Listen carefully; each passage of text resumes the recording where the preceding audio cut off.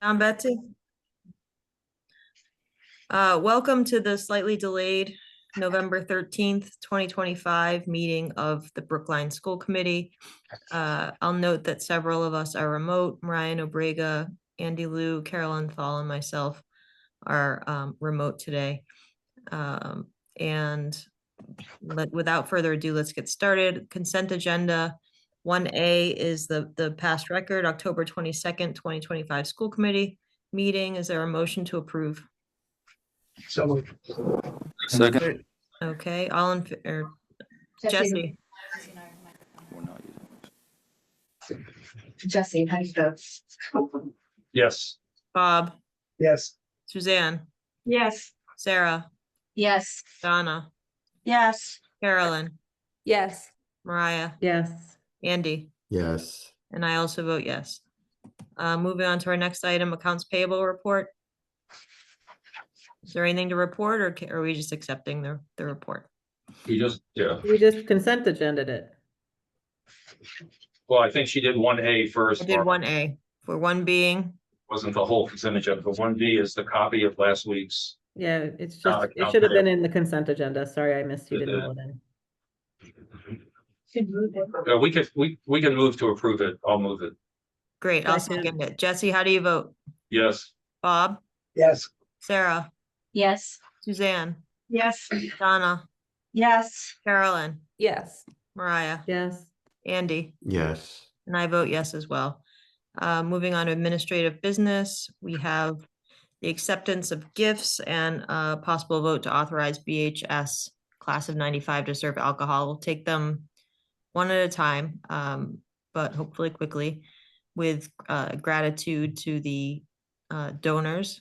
2A is a gift from Larry Jordan, who was the ACE Learning Center teacher, for $5,000 to the ACE Scholarship Fund. And the Brookline High PTO with gratitude, $8,950 to support the senior essay workshop. Can we take 2A and B together? Yes, we can. Is there a motion? I'll move to approve A and B with gratitude to the Seconded. donors. I would just highlight that finance approved them unanimously yesterday too. Thank you, Mariah. Mariah, how do you vote? Yes. Carolyn, Yes. Andy, Yes. Bob, Yes. Jesse, Yes. Sarah, Yes. Suzanne, Yes. Donna, Yes. and I also vote yes. And again, gratitude to the donors. 2C is a possible vote to authorize BHS class of 95 to serve alcohol during their 30th reunion celebration on November 29th from 7 to 10 at the high school. Is there a motion to authorize? So moved. Second. Bob moves, Jesse seconds. Bob, how do you vote? I vote yes. Jesse, Yes. Sarah, Yes. Suzanne, Yes. Donna, Yes. Carolyn, Yes. Mariah, Yes. Andy, Yeah. and I also vote yes. Moving on to our student report. Aditi, floor is yours. Hi, I'm going to share my screen now.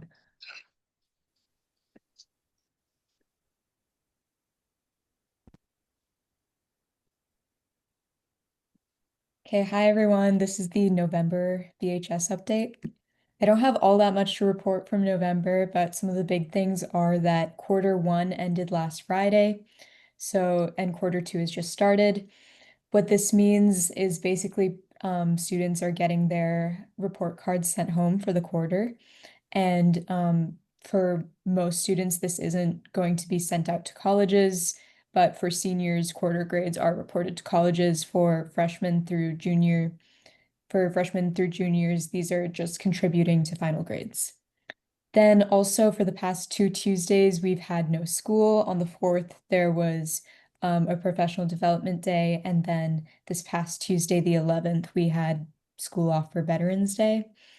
And finally, with the fall sports season ending, lots of practices have ended. People have had their final games and meets. I know that crew has ended and swim has ended for the season, and tryouts are approaching for lots of winter sports. And that's all I have for today. Thank you very much. Any questions for our student? Thank you for your report. Next up, we have the superintendent's report. Thank you. And so I'll try to keep my update brief. Mostly I've been in schools, concentrating on being in schools. This week and last week, I've been in four of the schools and actually a lot of time in the high school. And I had the pleasure today to meet with the students in LEAP, which is the AAPI Leadership and Affinity Group. And there were about 30 or 40 students that were present, and I really enjoyed talking with them and hearing questions from them. And so there was that. Last week, I was invited to be with the Beth Advisory and Board membership group for their annual breakfast when they bring those two groups together. And that was really great to listen to them and share some of the thoughts and hopes that I have for the district as we look forward. The week before, I was also met with the LGBTQ task force. And so that group is different because it has actually parents and students all together. Bella, I'm sorry to interrupt, but a member of the public just told me that the big stream is not working. The big screen is The not. big live stream online is not working. Betsy, they're saying that it's still showing the Coolidge Corner picture. That's all right. I'm going to let them know that they need to alert the public somehow, because it will not work tonight. So Baker's told us that the stream will not work tonight. We are recording it. And see. Baker's about to put a notice on so that people will see that. Okay, so there's no way for people to tune into the Zoom as attendees. Okay. Well, audio's gonna work, right? Sorry to interrupt. That's No, that's helpful. quite all right. Let me people are see if I waiting. can give something to Big that they can put on that screen. So give us a couple minutes, but Okay, thank you. yeah, thank you. Right. So over the last couple of weeks, I've been at FRR, I've been at Lawrence, Driscoll, Baker, Hayes, and Lincoln.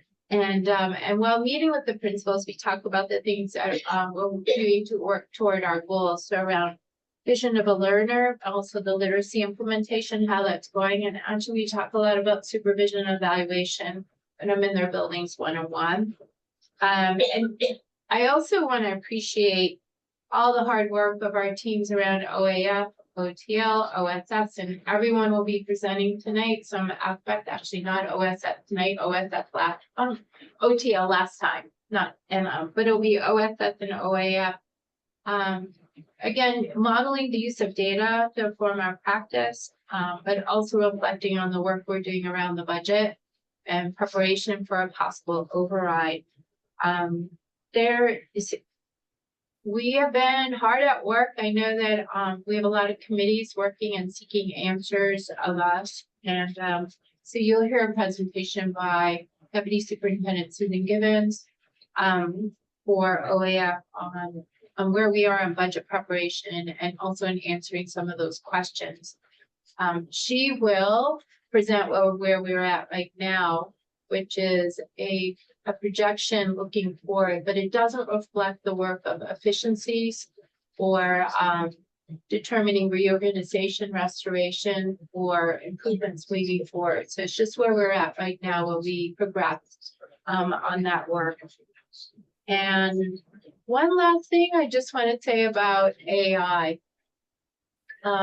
Actually, AI has been something that we've been talking about through the summer, and just tapping into professional development and state policy leaders that are out there, checking where MASC is and also where DESE is on AI. And so at this juncture, I just want to make clear that it's important to have policies that make clear that in the use of AI, all the policies around plagiarism and academic honesty and also acceptable use policies are connected. So sometimes when if we don't make that explicit, people may assume, oh, this is AI, but and not be conscious of the implications of academic honesty. So regardless, all of those play into the use of AI. That's one aspect of looking at AI. The other aspect of AI, and this is where currently looking at DESE and MASC is everyone's sort of is taking more of a wait and see posture, seeing how this technology will evolve, and also thinking more about the implications as we see how it will evolve. I will say ignoring that is actually not practical and actually not meeting our responsibility as we educate students for the future. But what that might look like really takes some thinking. And so I would say we have to make clear that for academic honesty, that applies to all uses of AI, and then how we use AI in terms of learning, fostering learning, and actually AI could be tools for deeper learning, but that actually takes some training and some scaffolding to support that. So it does take some thought, right? So just two different things, or two impacts that AI have on us. So one is very practical, no-brainer, and the other part, we need to sort of step back and look at it and think about it, but ignoring it actually is not an option. Great, thank you. Thank you, Superintendent Wong. Any questions for the superintendent? Yeah, I have questions. On, we're starting to get these letters from the civics class, as far as 8th grade. We got 2 or 3 so far. They're delightful and they're well done. And just personally, I'm responding to every one of them with my own thoughts about what they wrote, that they're hearing from a school committee member, an adult, saying, complimenting them on it and thanking them for recognizing this problem. In the absence then still of a policy though, are we relying on guidelines from some group within the district for teachers and or curricular coordinators, deans or principals to set something into place, because we know it's being used already? Do you mean, with respect to the implications of academic honesty, those apply. Yeah. With respect to how we use it to foster ways of thinking, deeper learning, that's still in process, yes. And so I think there's a big conference coming up on AI that I know that a lot of us are attending. So everyone's doing training right now. So yeah, so we're looking to see how we're gonna use it. Yeah, one of the comments I got from a parent is that of a teacher asking students to do their writing in class. So that sort of moves you out of the situation of which you're going home and then using ChatGPT or Perplexity or something to help you or to give you, other than having to go through a tool and say, does this look like it was written by an AI tool, which there are now proliferation of those tools, but that's to correct this issue of people using it. So one other option is to say, go to the old method of writing it down on paper and handing it to the teacher for writing assignments. If you're doing research, it's a whole different thing. And look at it like Google. But in terms of actual writing, the educational benefits of doing handwriting in those kind of situations where we take AI out of the picture temporarily would be one potential solution or approach. Great. There's some great articles, very recent articles in New York Times or other periodicals about it's the retention of learning. So when someone does it without use of technology and they're just generating that text versus someone who generated a text after doing internet search to inform what they wrote versus someone who uses an AI tool that generated the text. When you ask someone to reflect on what they recall of the text that was generated, the research does show that the person's able to recall most the one that was generated without the use of technology. So it's whatever we do about it should be really, again, not something we ignore, but to be intentional about it, about how to use that tool. And, but it's going to be inevitably part of our future.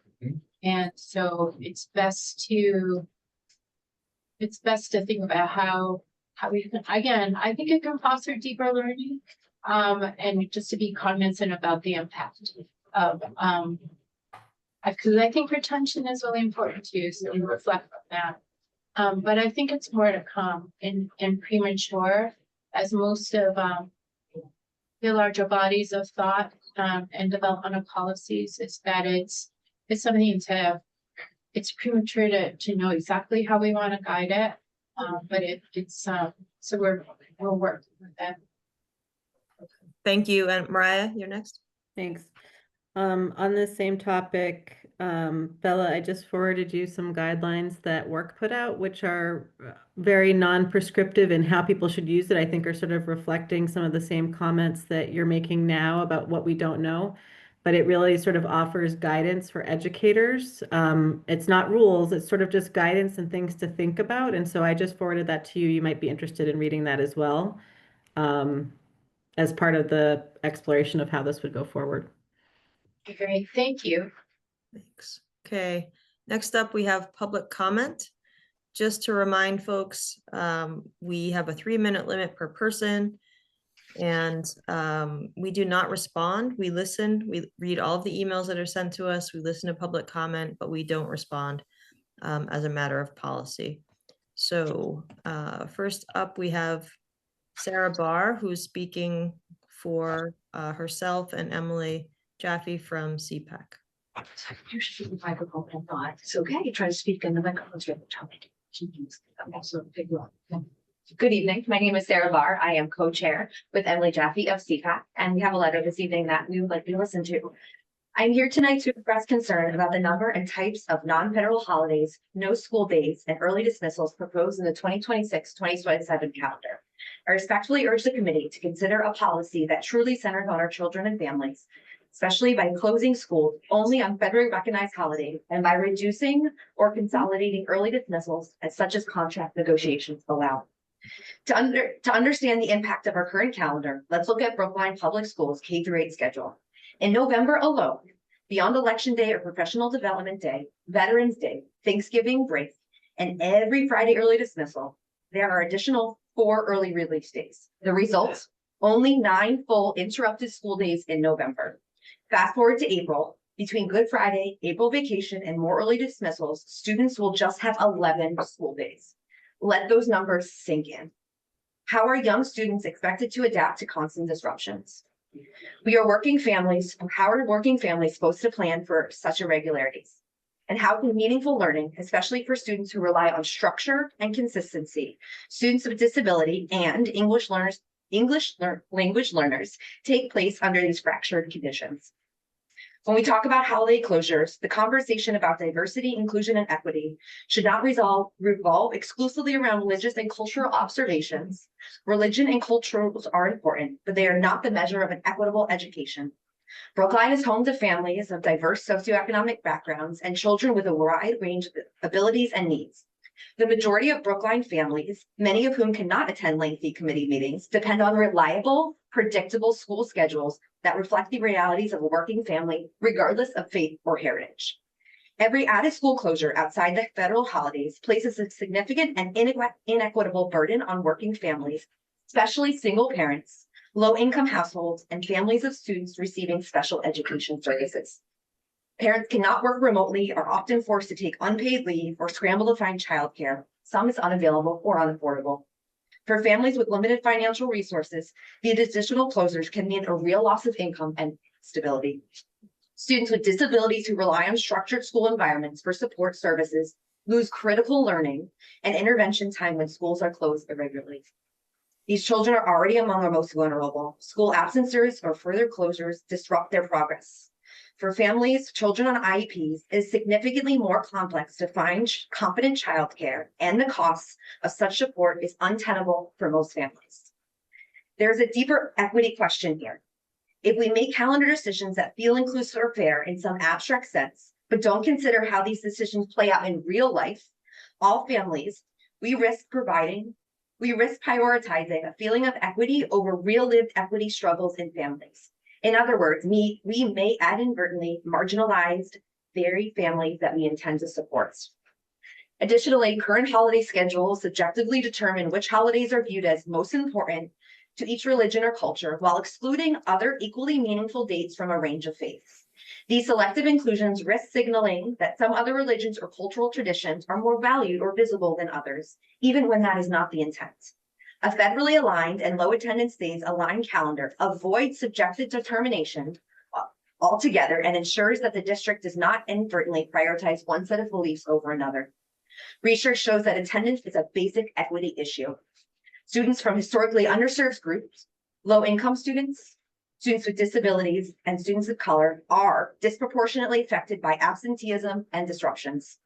When decisions about the calendar days are made without evidence-based justification, we are risking instituting policies that look fair on paper, but are truly not equitable in outcome. In fact, the best data practice literature emphasizes that interventions and policies in school should be grounded in real data roots about the causes of actual usage rather than assumptions. If the justification for closing school day is low attendance, but attendance data does not support that claim, then the decision essentially penalizes children who would actually attend school and receive services.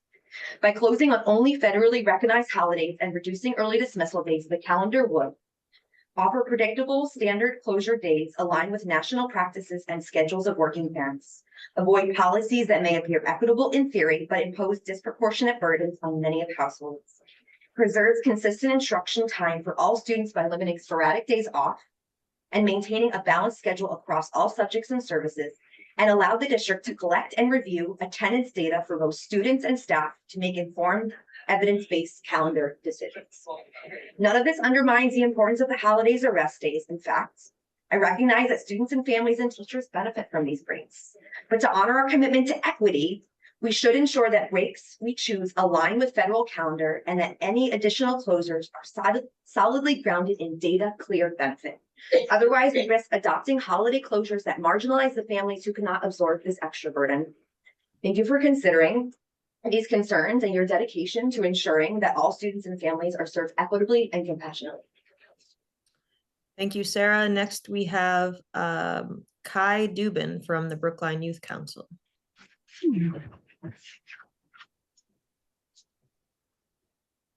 Hi, my name is Kai Dubin. I live in precinct 17. And I'm here representing. Excuse me, can everybody hear? And I'm here representing the Brookline Youth Council. The Brookline Youth Council urges the school committee to select option C for the 2026 to 2027 schedule. The public schools of Brookline are made up of an incredibly diverse body of both students and staff, and it's important that the days that they have off from school represent.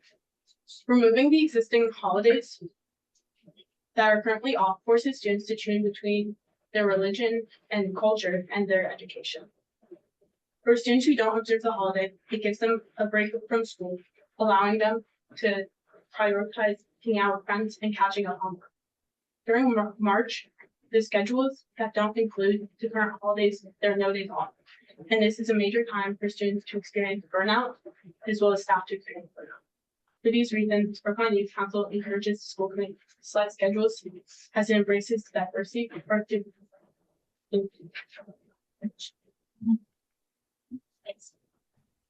Thank you very much.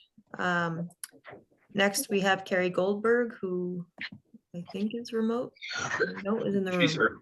here. Okay. Great, okay. So here's my telling of the calendar story. Back in the 60s, there were so many Jewish students and teachers in Brookline who went to synagogue on the high holidays that the schools became ghost towns. So those days were designated days of low attendance, and the schools closed for them, based mainly on operational considerations. Fast forward to the 2020s, and religious observance is way down in America, while a very powerful current of progressive ideology emphasizes group identity as paramount. It's a worldview that's taught extensively to our children here in Brookline. So it's not surprising that various groups called for their holidays off, even if that means disruption for the vast majority of students who don't observe them. I'm sorry that this is a divisive issue, but I think the bright side is that this is a teachable moment to convey that group identity is a thing, but it's not the only or always the most important thing. And feelings do matter, but facts matter more. I'd like to propose some other values to be guided by in this decision. Number one, truth. In order to make Eid and Lunar New Year days off, the district categorized them as days of low attendance, even though attendance records show they are not days of low attendance. The district cannot base a policy on falsehoods. Number two, rule of law. Our federal and state constitutions require a strong separation between church and state. I am rooting for Dr. Wong with every pom-pom waving. But when she said last week that we should have all these holidays off because we embrace diversity, it hurt my heart because that does not follow. And it goes against our most fundamental legal framework. We can and do embrace our diversity, but our public schools have no business observing religious holidays by closing. I know one parent wrote to you saying basically, what if, say, the fire or police or parks department wanted to shutter for religious holidays? I don't understand how, as the largest consumer of town revenue, the schools can step away from their core duty, suspend the essential service of educating our children to honor religious worship. Number three, clarity. If this administration wants holidays off to show respect for diversity, it needs to say so in writing, which it has not, and lay out its criteria. Like, we will grant a day off to any religious or cultural group that comprises at least 1% of the population and can marshal 25 passionate emails and a dozen passionate speakers at public comment. Those seem to be the pretty arbitrary criteria right now. And if so, you need to make them explicit and face the potential lawsuit, not from me, probably from some group that doesn't make the cut. Like, what about Diwali and Nowruz and Day of the Dead and Catholic Epiphany and Orthodox Epiphany? And I could go on. Number four, being data-driven. Some people are calling for a survey. Others are saying we should have federal and state holidays only and see what the attendance is. Part of what makes this decision so difficult for you is that you do not have current data. Maybe you just need to get it before you can decide. And finally, and most important, mission. The district's mission is obviously education. Sprinkled days off do have educational as well as logistical downsides, as we just heard. The stakes may seem low, just a few days a year. But for me, this issue is an acid test of whether our leadership is willing to prioritize learning to be ruled by reason and data rather than emotion, and to seek solutions that optimize operations for all, and especially, I would add, for students and parents with special challenges. Thanks. Thank you, Carrie. Next, we have Marina Redueva, and I apologize if I mispronounced that.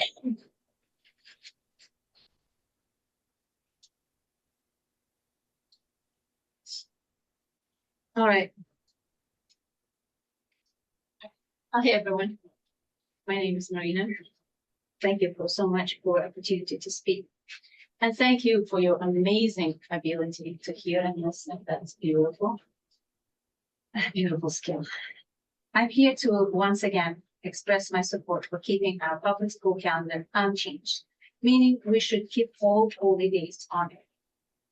I won't go into the details of why it is so important for our Brookline community, as a lot has been already said and said well. Instead, I want to suggest that we could save a great deal of time and effort by starting a more productive discussion about beginning the school year earlier. It seems that we all agree that learning experiences are more effective at the beginning of a school year rather than at the end. Focusing on the start date could be a great solution here, especially since we know we will otherwise have to revisit the painful issue of school calendar again and again. As a matter of for Muslim kids, I want to say they are Muslim, they are American, and this is their beloved and cherished land. And I don't think they are disappearing or going anywhere. I know the same is true for every child and every religion, ethnicity, and culture in our schools and our country. We are all here to live together in harmony and as one big nation. I guess what I'm trying to say is that this is not the only town that is and will be going through positive changes and adjustments. This is life. Human beings have been adapting and adjusting forever. Having said that, I would like to bring to your attention the fact that well over 80% of US public schools are already in session by September 1st. They have moved away from the old post-Labor Day calendar for a practical reason. I believe it allows for a more logical academic structure. Starting in late August isn't about cutting a long summer short, it's about structuring the academic year for maximum effectiveness.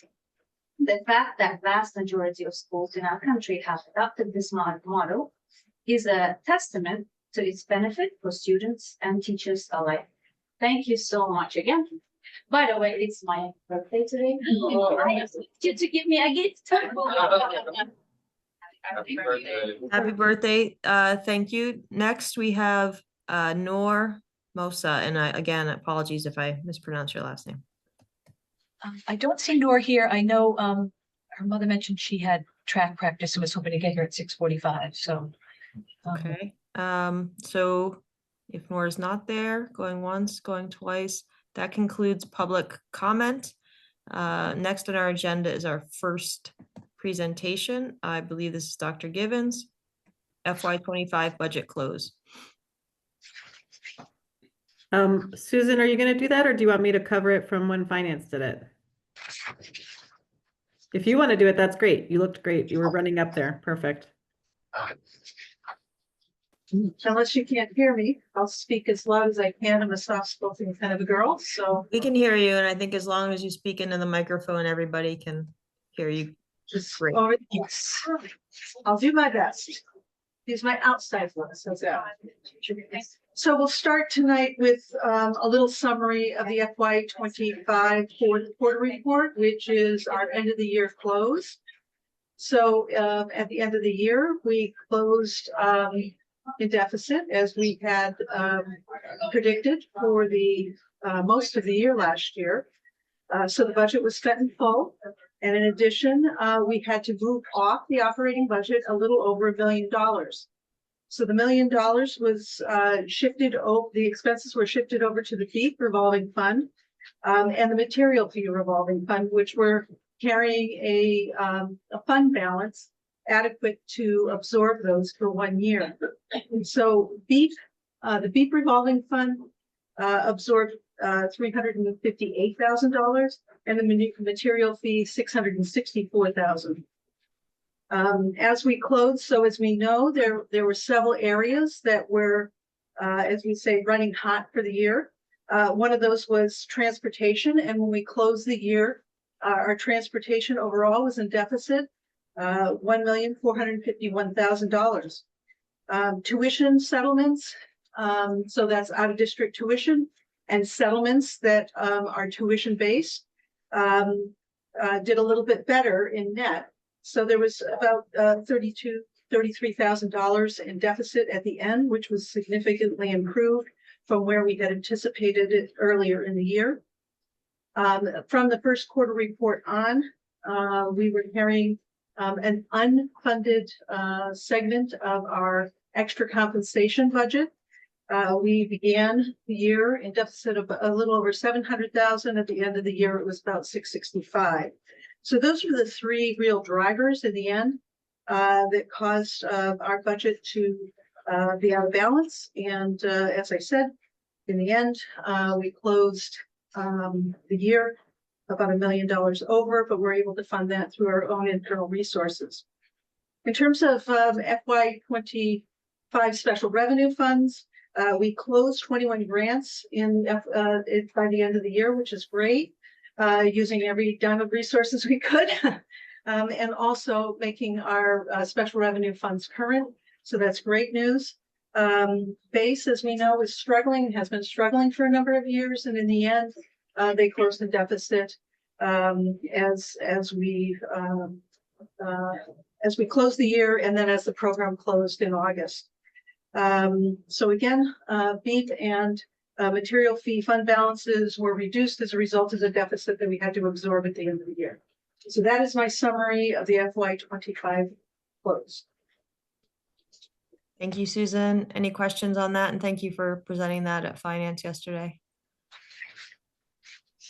Okay, seeing none, we'll move on to the FY26 first quarter budget report. Right, Val, I wonder if I could make a special request. Nora just arrived. Would it be all right since we're at a break? Susan, would you mind if I have a student speak?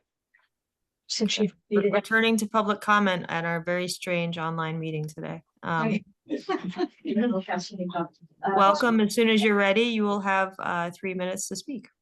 In the comments there, there's a microphone built into that one, so it'll not get you today. Thank you, Val. Of course.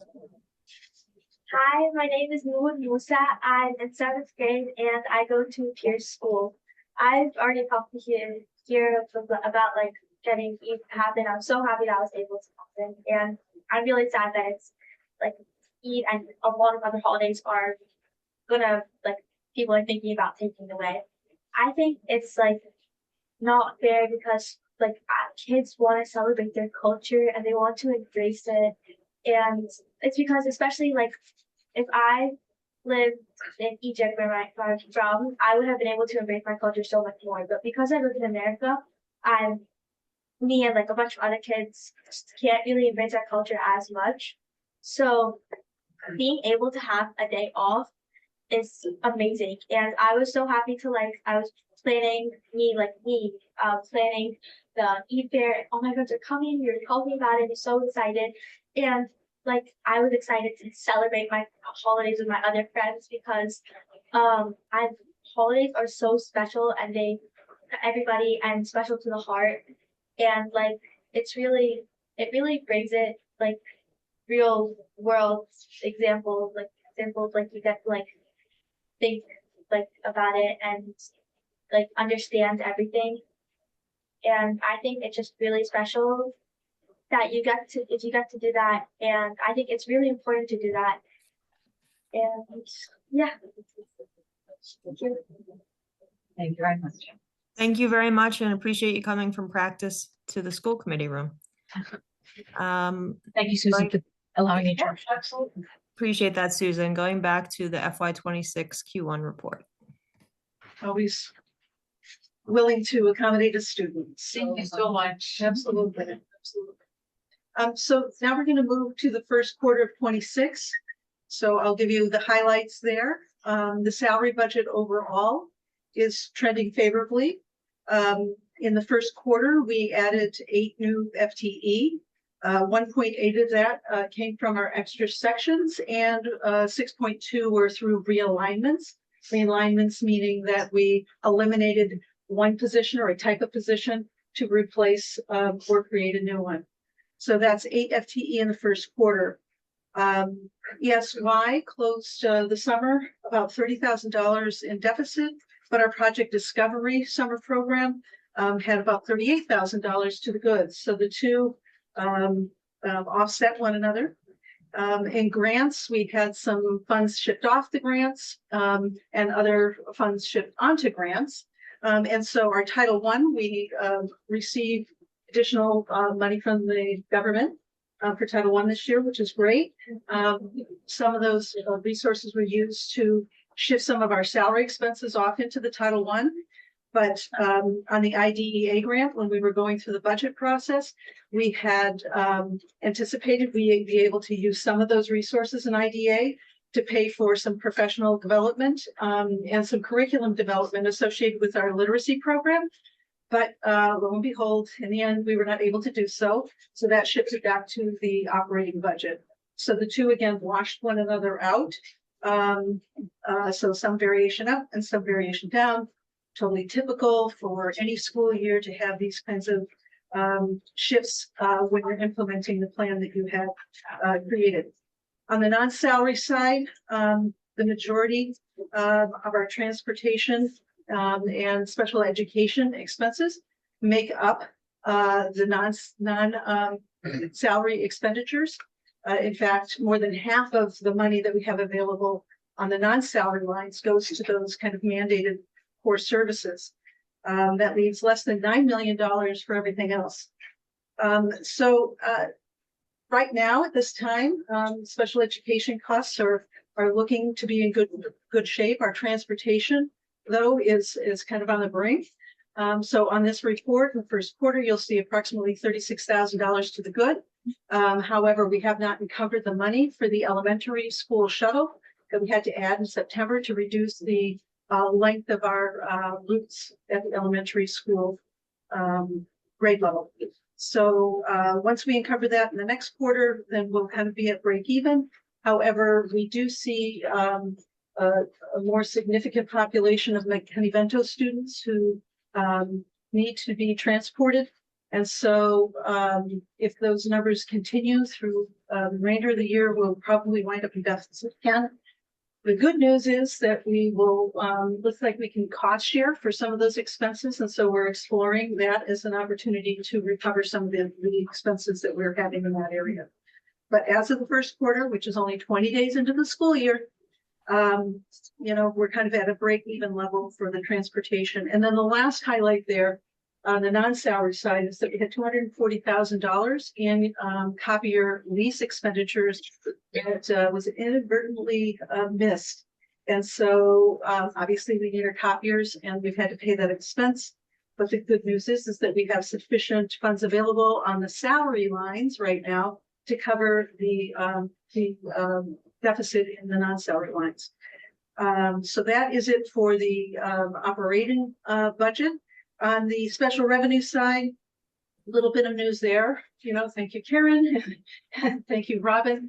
Our other deputies did a terrific job of getting our federal grants written and sent in before the school year began. And so therefore, we started the year in a much better place than we did in the last several years, where the grants were not submitted before the school year began, which means that you cannot use those resources until they have been approved. So thank you very much for your efforts to get those written and in prior to the school year beginning. The base again closed in deficit, and we're still getting a few leftover bills, and so I should be able to close that out by the end of the second quarter. But right now it's looking about the $30,000 deficit that will then have to be absorbed in the FY26 operating budget. You cannot close a revolving fund in deficit, so we'll have to accommodate that within our operating resources. Good news, so I'd like to end on a good note. Circuit breaker, so at the end of FY25, the state had a little bit of extra money, so they increased the percentage of reimbursement for circuit breaker eligible transportation.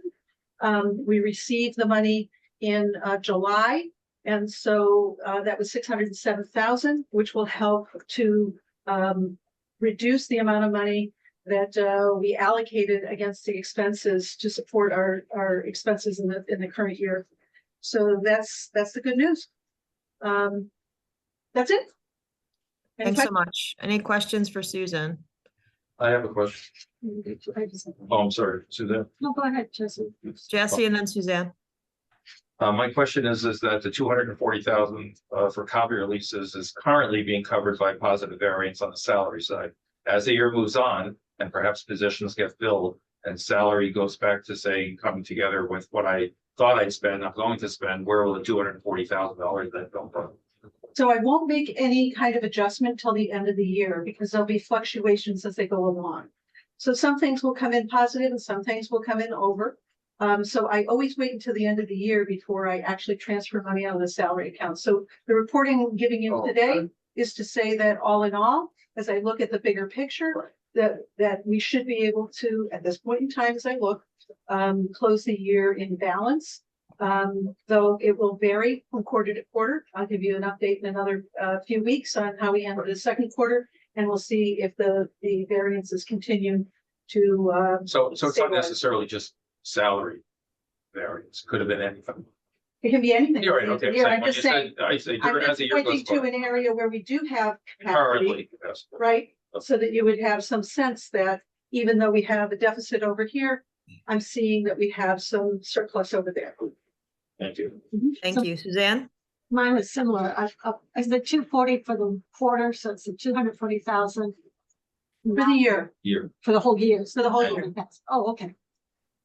I mean, that's a lot. But it's for the full year. Okay, thank you. Yep. So a lot of cheese.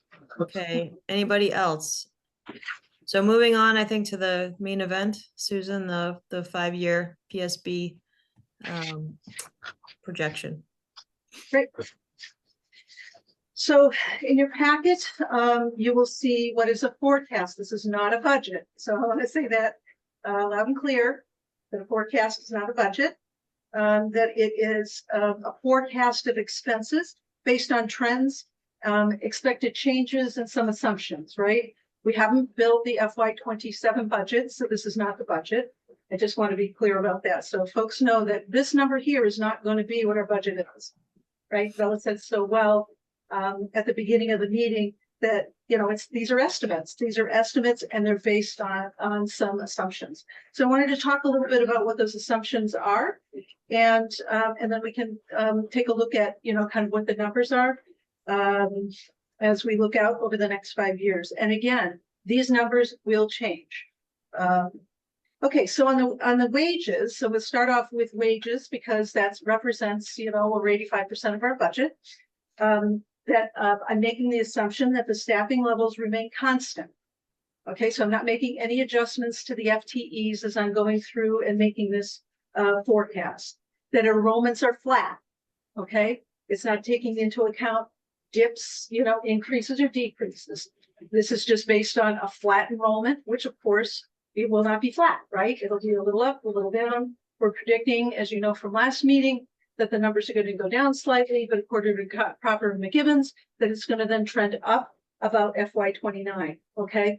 But I cannot predict what that's going to be. So the forecast is just assuming level enrollment, okay? Of course, enrollment and programming drives staffing. So staffing is at a level. Steps and lanes. So in this forecast, I had to use the only information that I really had. So this last year when I built the budget, I tracked pretty meticulously the impact of steps and lanes on our expenses. And so I have last year's information, but one data point does not create a trend, right? So but it's the only data point I have. So I use that as the baseline. When I build the FY27 budget, I will do the same, you know, analysis again, and then I'll know, was that number reasonable? Is that, you know, where it should be? Is my step and lane impact too high or too low for this prediction? Since I only had one data point, I used what I had. We'll see in another month or so how close last year's lane and steps are compared to this year's. And then we'll start to develop. If this is done annually, then you can start doing some predictions. But you have to take the time to like methodically collect that information as you're building the budget. So I use FY26 information. So that would be 1.877 million for steps and 165 in lane expenses. So that's the base for 26, and then we built off of that. All right. Also, a note here that at the close of the settlement of the BEU contracts, so we did 2.75%. That's built into our current year budget, but just before the close of that contract, there's a 1% adjustment, right? Which means that we enter into FY27 with a 1% without having settled the contract. So when you look at FY27 and you see the 9%, it's because it's carrying a few of these items that were known that we're going to have for kind of a little adjustment as we move into the 27. So OSS, so we made some assumptions here. I want to be clear about what they are. I'm assuming that the circuit breaker revenue increases at the same rate as the out-of-district tuition. The out-of-district tuition, it's estimated to be at 4%. A couple of years ago, it was at 14%, you know? That's not something that we can predict. You know, what is it going to be next year? What is it going to be the year after? So we used a 4% for this as an assumption for this forecast. And also that circuit breaker would therefore go up by 4% as well. So our revenues are going to go up by 4% and the expense is going to go up by 4%. That may not hold true, but that is what the assumption is in this forecast. Another assumption that is not, you know, because I can't forecast otherwise, right, is that the students are going to remain in the same placements. Of course they're not, but I don't know where they're going to go. So there's no way to predict that. So I just want to be clear that the assumption is that they're in the same placements. Of course, and the same number of students that are in now. So some will graduate out and be successful, and we're happy about that. And then there'll be others that are identified, right? So the replacement rate is assumed to be the same as a graduation rate on that. So again, that's flat. Again, when we build the budget, you know, we will be able to like not look at out years, but certainly in 27 and where we believe the impacts will be for the current year as we build that. Another note, just as a reminder, and this is hitting in 27 on the forecast, we know that we have the structural deficit, right? So that's hitting in 27, which is another reason why 27 is higher than the out years. So that's a little under $2 million. On transportation, so that's another big expense that we have. Again, the assumption is that the same student population, the same number of students that need services today need services tomorrow and in the years ahead.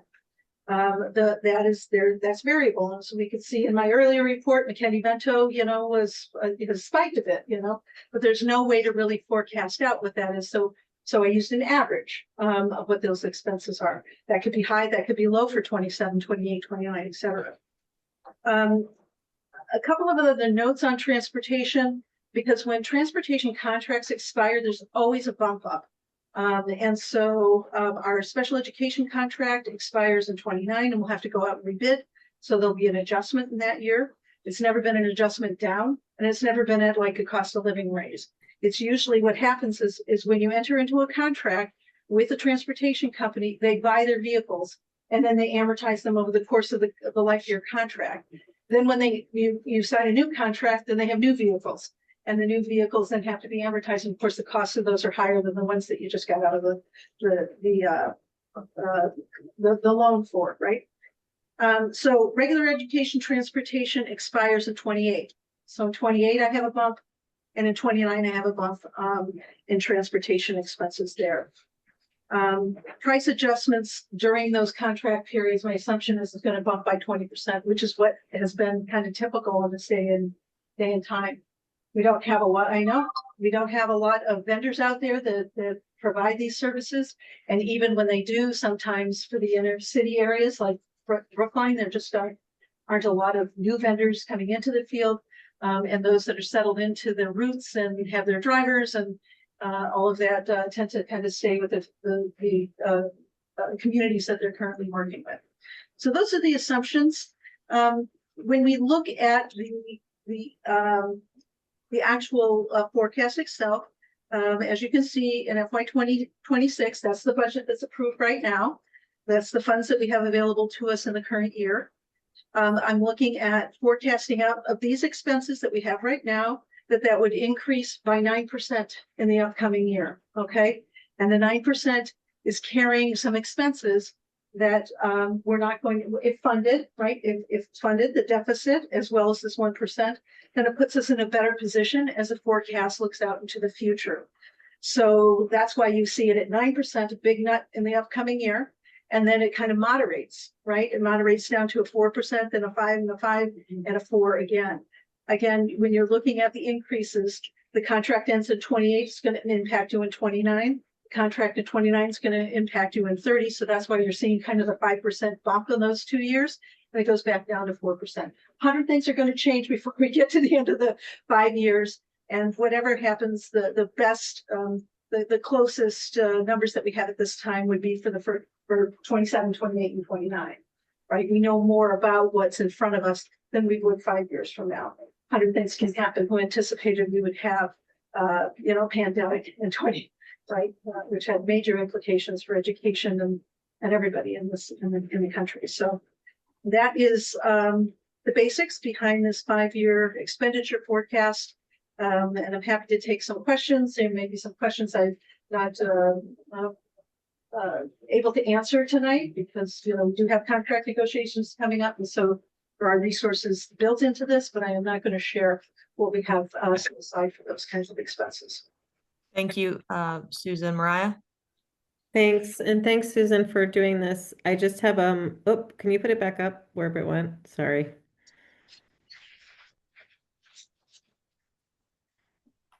Thank you, Betsy. So, that made me lose my train of thought. I'll start with my second question first, and hopefully the first one came back.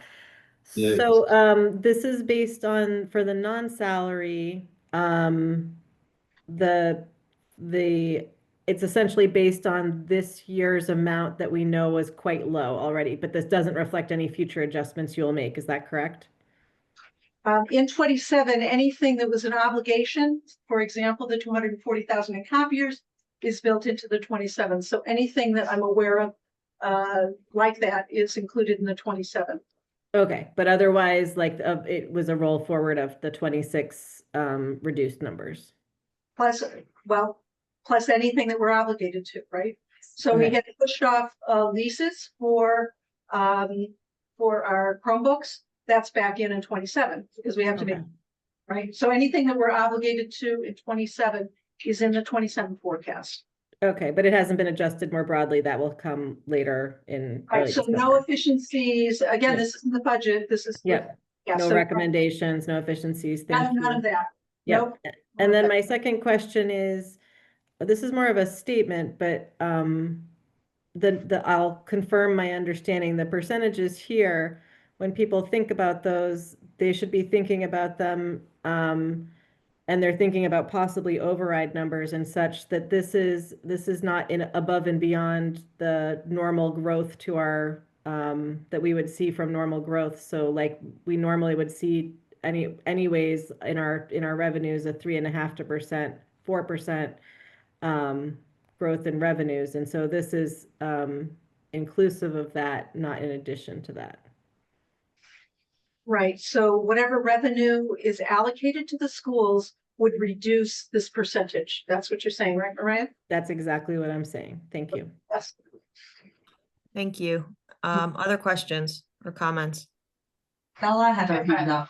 Yeah, I just wanted to, I know Mariah understands everything that she's asked of Susan, and Susan understands Mariah's questions too, but I just wanted again to reiterate that this projection is just moving things forward without the efficiencies, without reorganization, without restoration, without improvement.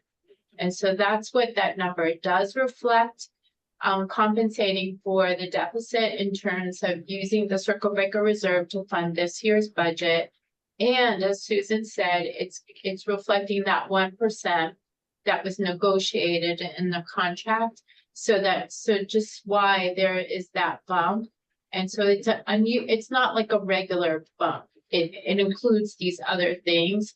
And then again, as Mariah just clarified with Susan, it doesn't reflect what you typically get from the town allocation. All right, so this is without that mitigation. So this is not the override numbers, because it doesn't reflect what the town contribution would be to that overall budget cost. Okay, so again,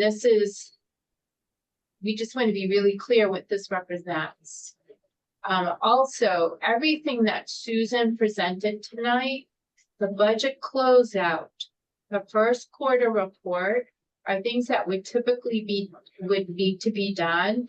This is only being done at this time because we are anticipating the possibility of an override.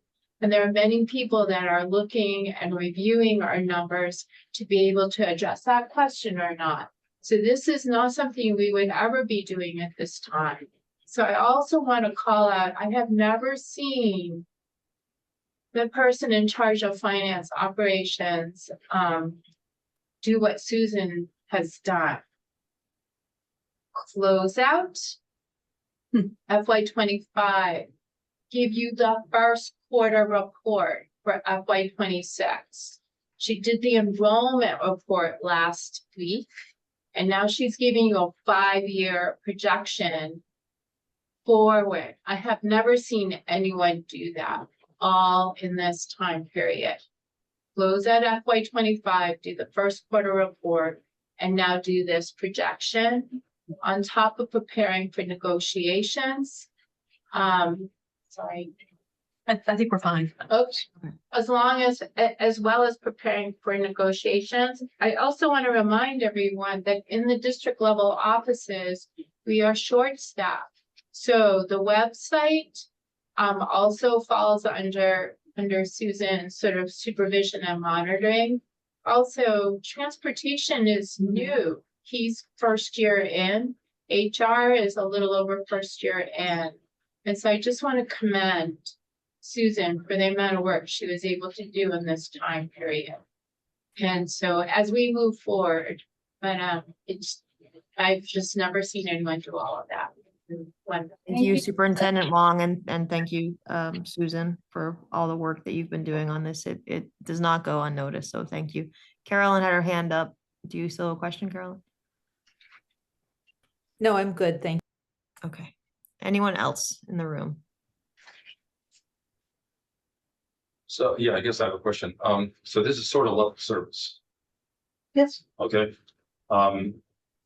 It seems to me that with the change being over $10 million and assuming the town side grows its revenues about the same as it did like this year to the next year, no reason to, I mean, we could ask Melissa, we will at some point. And the split is about 60%, 40% to the 60% of the schools, more or less, that this 13 million or so, plus the town's existing deficit of at least 3 million is a very large number.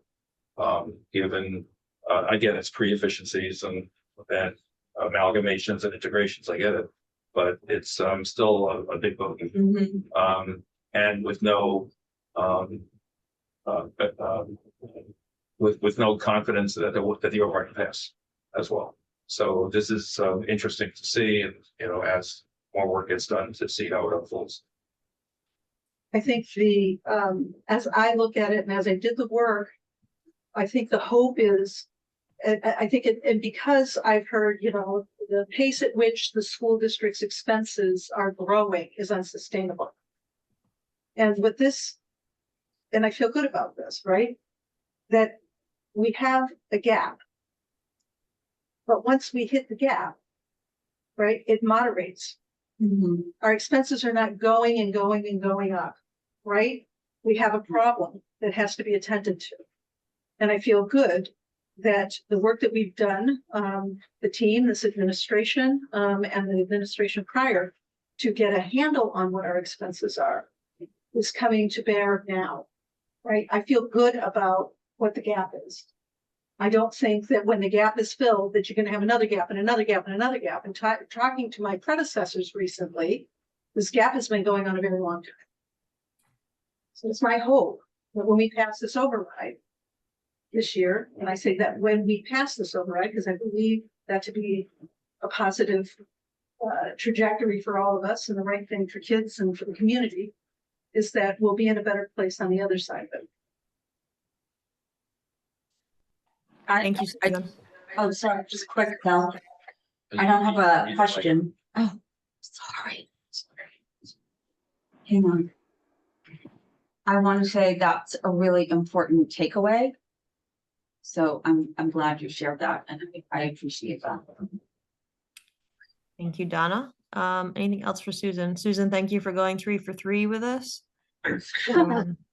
Next, we have Dr. Schmuckler, who's going to talk to us about our response to the DESE finding of significant disproportionality with regard to our special ed identification.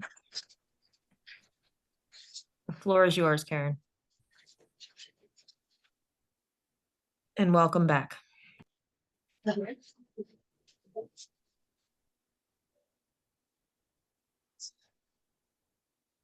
Evening, everybody. As Val said, we're talking about our response to our disproportionality citation from DESE. It's both a dense and complex topic to address and difficult to distill, but I'm going to do my best to try and provide you enough of a framework to sort of understand where disproportionality sits in terms of both at the federal and state context, and then also where we are in terms of the district. So we can't talk about disproportionality without talking about equity. And so the citations around disproportionality come down from the federal government. It's embedded within the IDEA. And it is really about making sure that districts, the intent of the awareness around disproportionality is really making sure that districts are really operating from a place of equity for all students. And really looking at it in terms of when disproportionality arises within districts. What is happening in terms of equitable learning environments for all students and what is driving the disproportionality. And so all states have distinct equity requirements under the sections of the IDA.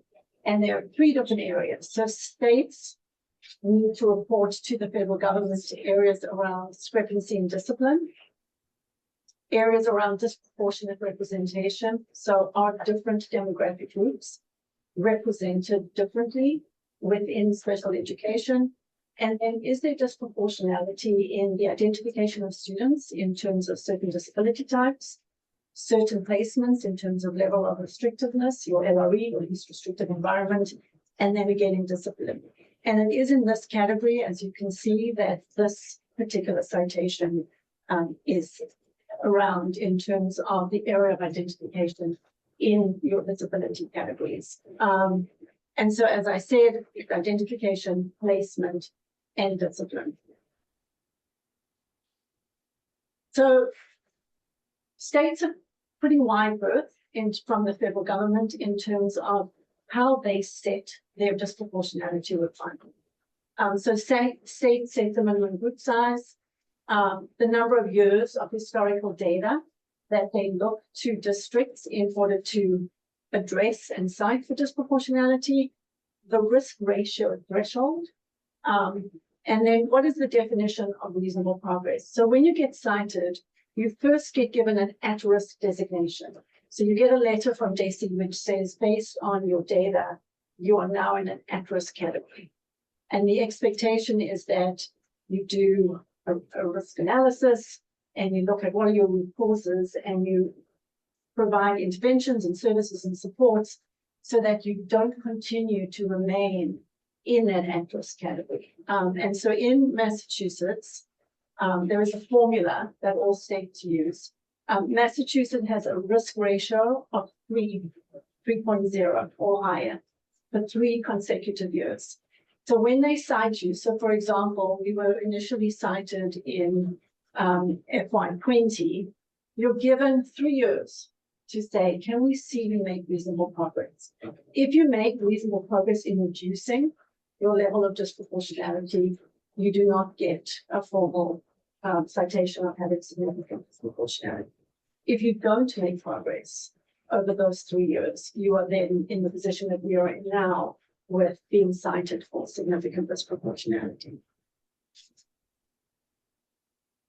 So for DESE and for the federal government, disproportionality in formula should be 0%. That is the expectation, that districts don't have a level of disproportionality in any area of special education. And as I just said, districts are flagged for further review. If for 3 consecutive years, your risk ratio continues to be 3.0 or higher. Any questions on that? Yeah, go ahead. How do they determine inappropriate identification? Like, what's an example of inappropriate identification? So for example, and I'm going to talk more about, so no, it's a good question. So this designation is around, we have a disproportionate number of students who identify as Black and African American in the disability category of specific learning disability in SLD.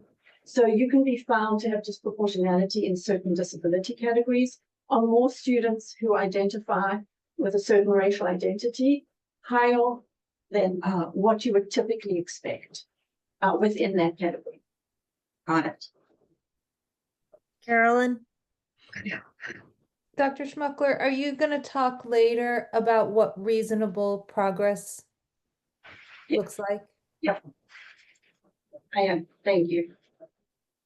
So the risk ratio threshold in Massachusetts is 3.0. So what that means that you are 3 times more likely for a group of students, in this case, students who are Black and African American, to be identified in the category of SLD, specific learning disability, than other students.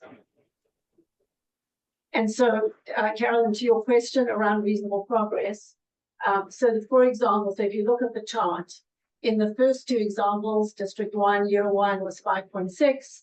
They then in Year 2 went down to 5.3, and Year 3 went down to 5.2. And while they're still very disproportionate, they're making progress in the right direction. So that's what would be considered meeting reasonable progress, that your data showing that your ratios are going down, right? Your levels of disproportionality are being lowered year after year. So that's really the pretty simple way of how they consider. And if you look at District 3, you see Year 1 was 4.7. It then went up to 4.9. It went back down to 4.3, but you don't have a trajectory of a downward trajectory over the 3 years. So that's how DESE looks at reasonable progress. Karen, I'm sorry to interrupt. Can you remind me, was the finding in SLD reading, SLD math, or was it a combination? SLD reading. Thank you. And so, as I said, we've been identified twice by DESE. So we were designated with an at-risk status in FY20, and then we were found with disproportionality, and then we were designated again with FY25.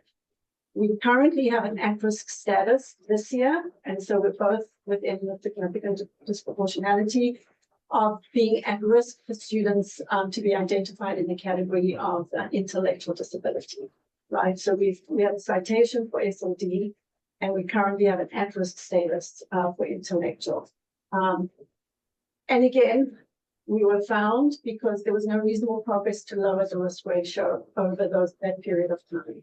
And so right now we have a significant disproportionality designation in this area. Karen, I'm sorry, could you repeat what was for the at-risk status, which group was that and for which area? So it's students who identify as Black and African American and in the disability category of intellectual. Thank you. And so this chart comes from DESE. So you can see when you look at our risk ratio for students who identify as African American Black is 3.22. And then you can see if you look at down with students who identify as Asian, Hispanic, Latino, multiracial. We don't have students Native American, American Indian, Alaska Native, Native Hawaiian, Pacific Islander, and then white. And so your risk ratio is based on the number of students in that category who are found within that disability category, divided by the number of students overall. And so that's what you're seeing when you look at the percentage of students with SLD, which is your furthest column. And so our risk ratio pretty much is remaining stagnant at 3.22. So this is K to 12, the 7104, like the whole district. So Correct. okay. Correct. And that's what it's cut up at the top of that's 1 year, it's 23, 24. Yeah, so that's a 23, 24. Okay. Yeah. And so you started in 20, and then this is your 3 years. Carolyn? Even though I'm sure this would be a small number, I'm curious just how this works. So, total number of students and is the identification, does it qualify as identification when it's identification by us? Or what if a student enters our district already having been identified? Yeah, so there's no differentiation. It's point in time. So there's no differentiation whether a student moves in on an IEP with an SLD or it's a student who we identify with an SLD.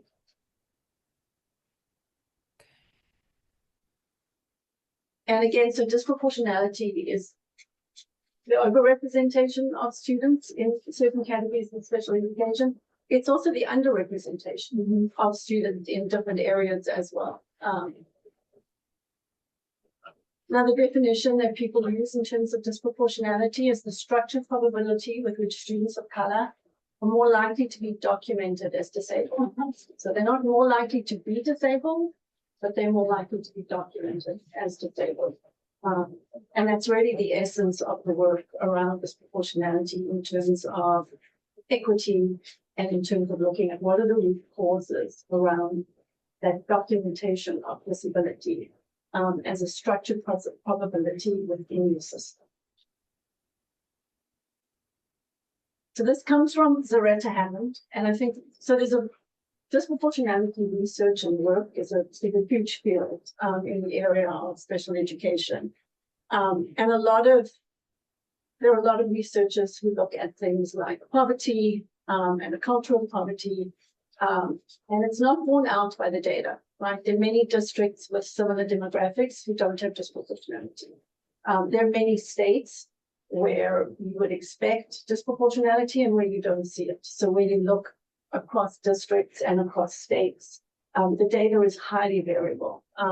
And so Zaretta Hammond, who wrote Cultural Responsive Teaching in the Brain and who's done a lot of research and work in this area, really speaks about what happens in the classroom and what happens at the level of instruction in terms of growing students' cognitive skills and abilities when students have academic gaps.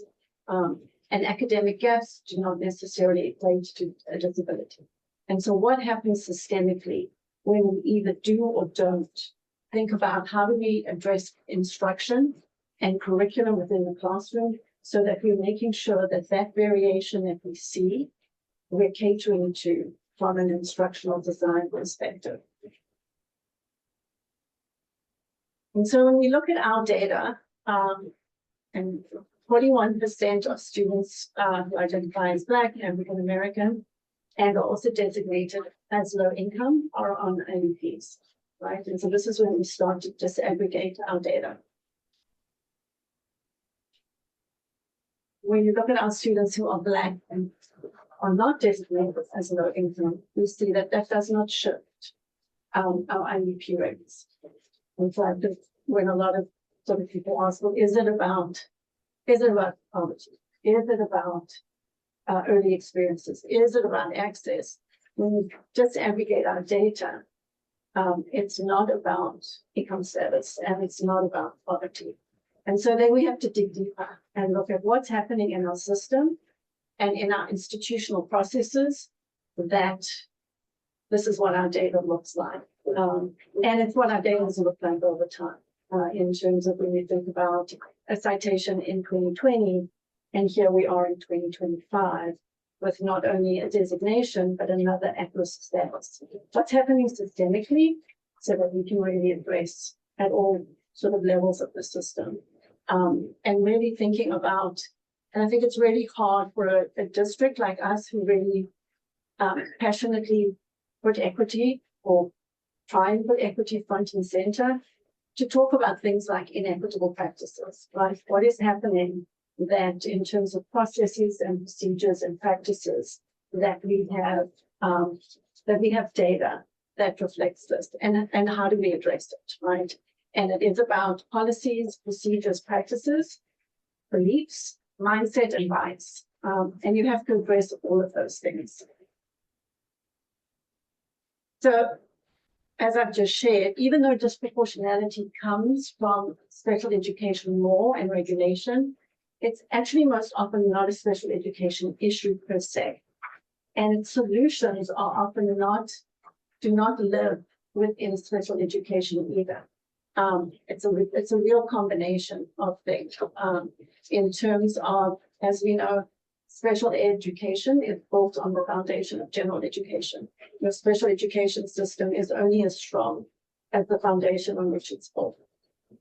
And so when we look at what are the solutions and how do we address this, we have to look at all aspects of the system, really start on what's happening within our general education setting. So this is just what DESE expects when you get a citation. So if you look on the right, I'm going to start there. So when you're designated as at risk, which is what we've been designated this year in FY25, districts are expected to look at what are the factors contributing to your disproportionality. You're supposed to conduct a review of the policies, procedures, practices, and then you're supposed to create an action plan. So this is what the district did in FY20 when they were started. And I'm going to speak to that work. When you've been identified, which we are in this current year for our FLD category, it goes further than that. So as you saw when you looked at the IDA grant, 15% of your IDA funds need to be allocated to what's called comprehensive coordinated early intervention services. And so this is to look at, when you look at those root causes, 15% of your IDA funds need to be targeted to try and address some of those root causes. And the targeting of those funds is for all students. So it's not just every other component of the IDA grant is only for students with disabilities. The CCEIS funds, which you get targeted and you need to target for disproportionality, is for all students, both general ed and special ed.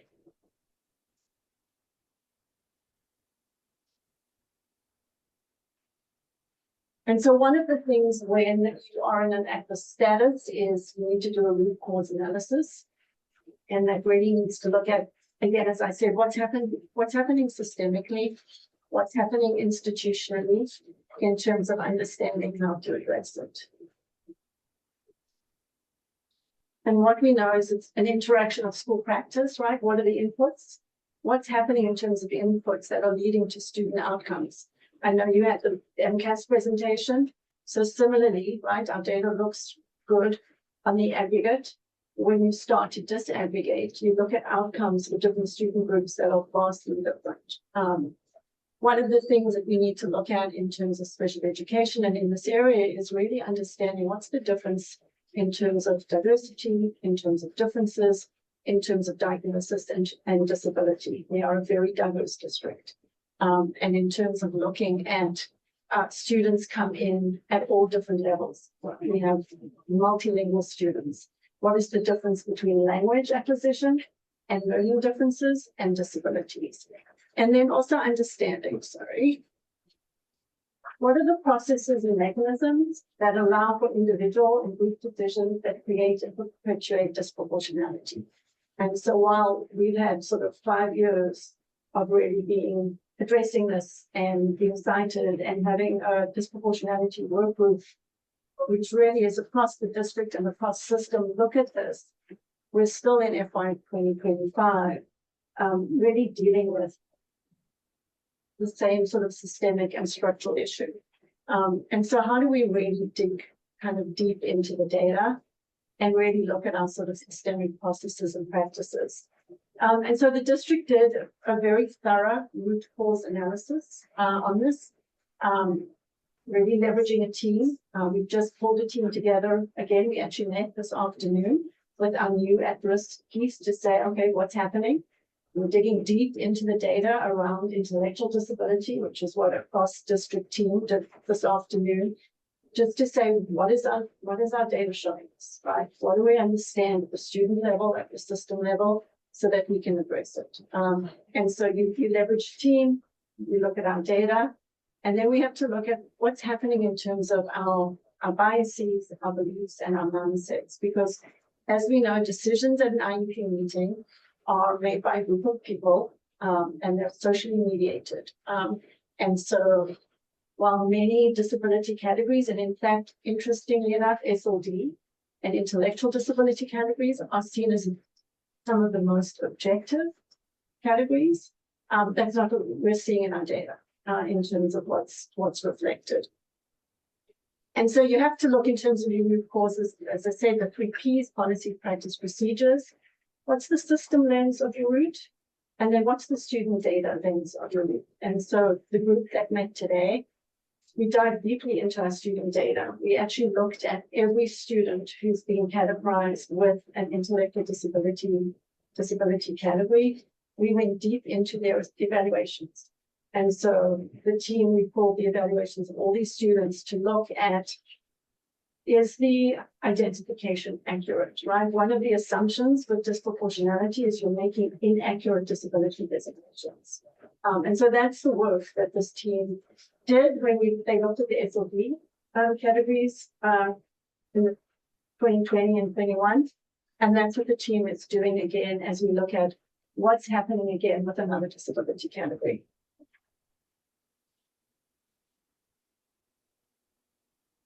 And then again, as this team, we look at what's happening from a database decision-making, what's happening from a culturally responsive, the work of Loretta Hammond in terms of culturally responsive teaching.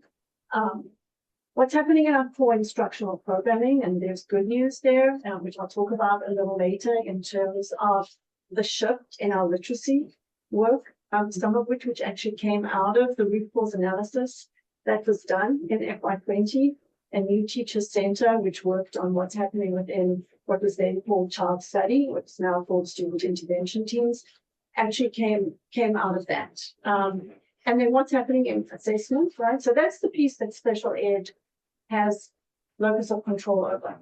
What's happening when a group of people look at assessment data in an eligibility meeting? And then what's happening with our interventions and supports? And again, there's good news there, and I'll talk more about it in a bit in terms of the work that's happening around MTSS in the district. And question? Yeah. And these, the population that your team is looking at are only the students that you refer to here? The black regardless of income, or is this all across? So the deep dive, so we're looking at, so for example, within the intellectual disability category, we're looking at all students within that category, right? So we're looking at, are we over-identifying one group of students and under-identifying other groups of students? Because that also can lead to a disproportionate designation. So we're looking at everything. What we did today specifically was the group of students who identify as Black and African American. We looked at each one of those to look at, is there something happening in how we identify students? But we're looking at the totality of the group as well, but diving deeper into student level data. And to follow up, how do you identify the ones that have an unidentified disability? So, and if there's ones that are unidentified. So in terms of the data dive, it's only students who've been identified, but it's all students. It's not just students who identify as Black and African American. We looked at all students within that disability category. Oh, within it. Yeah, within the disability category. Andrew? Yeah, go ahead. Yeah, thanks. I don't know whether this question is kind of repeating Jesse's, maybe to put a different point on it. I mean, looking at that slide with all the numbers on it, like I'm not sure, does the concept of disproportionality apply both to overrepresentation and to underrepresentation? Because, you know, the Asians seem to be underrepresented even more drastically than Black students are overrepresented, right? That risk ratio is 0.09%. You're less than 10% as likely to be identified, you know, if you're Asian as if you were part of the general pool, which suggests that we might have quite a few students who might be entitled to services or could benefit from them, but are simply never identified. And is that something that even gets addressed in the DESE review and in sort of our response to it?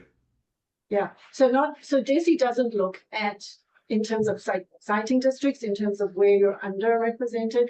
We certainly look at that data. And you're going to see it a little later as well, in terms of, and also around disability categories, right? In terms of where students are found eligible, often is also along racial lines. And why is that? And what happens in terms of services and supports with different disability categories?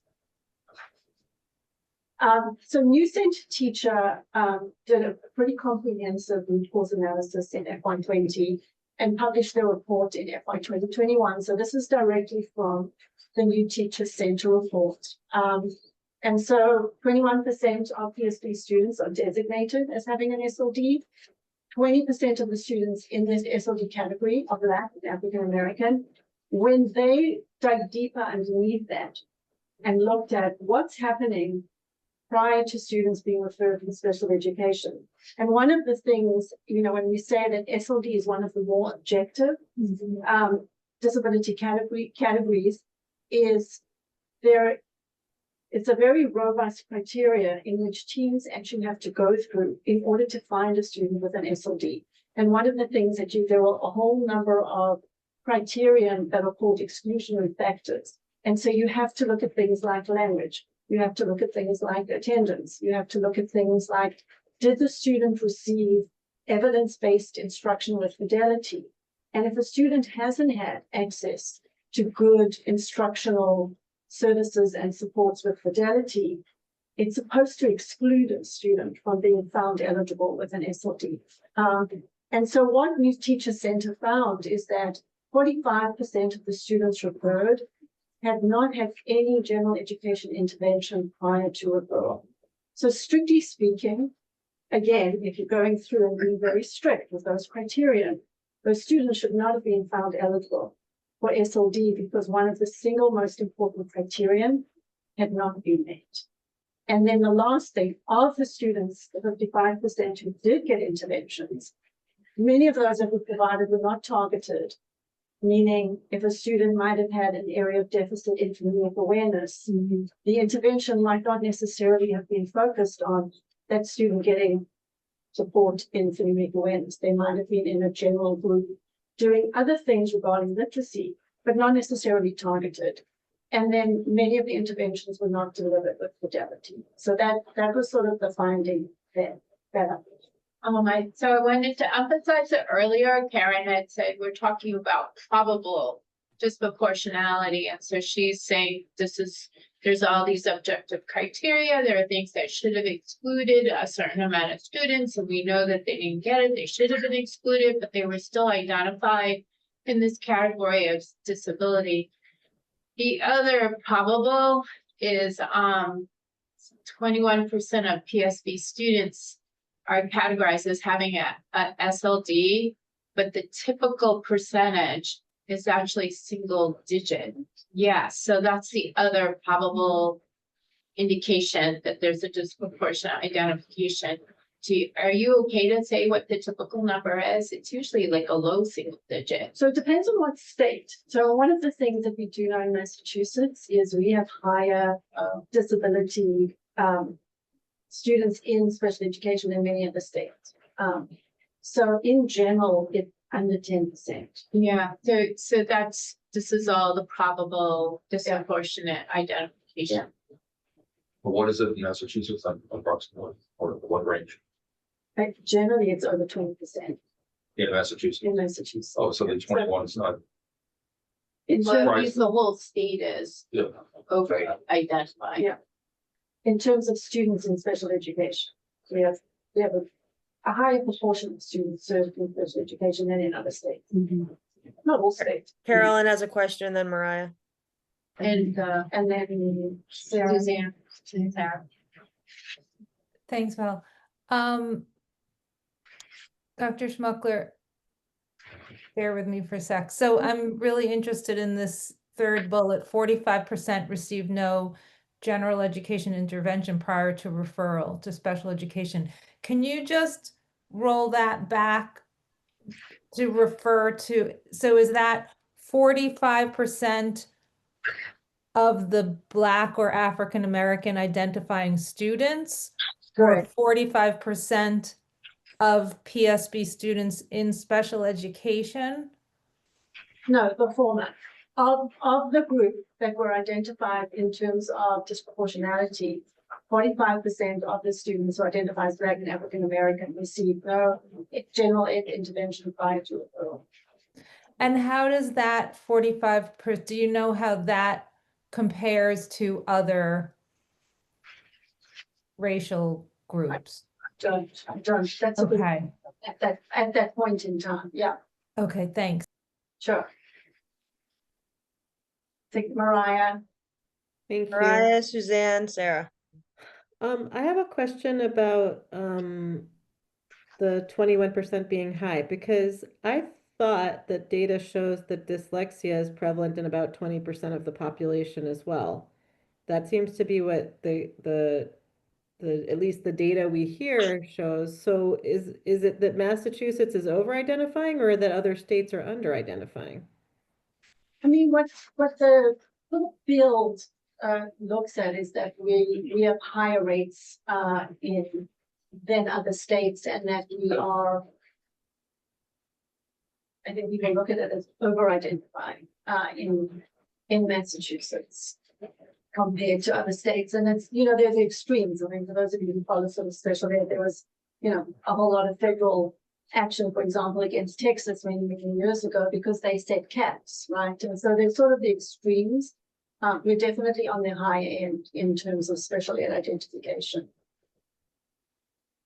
But is being on the high end bad if it's accurate and commensurate with the actual rate of the disability in the population? I think what the data and research looks at is that it isn't commensurate. I don't make any judgment on whether it's bad or good. I think in the field it's seen as high. Okay. Suzanne and then Sarah.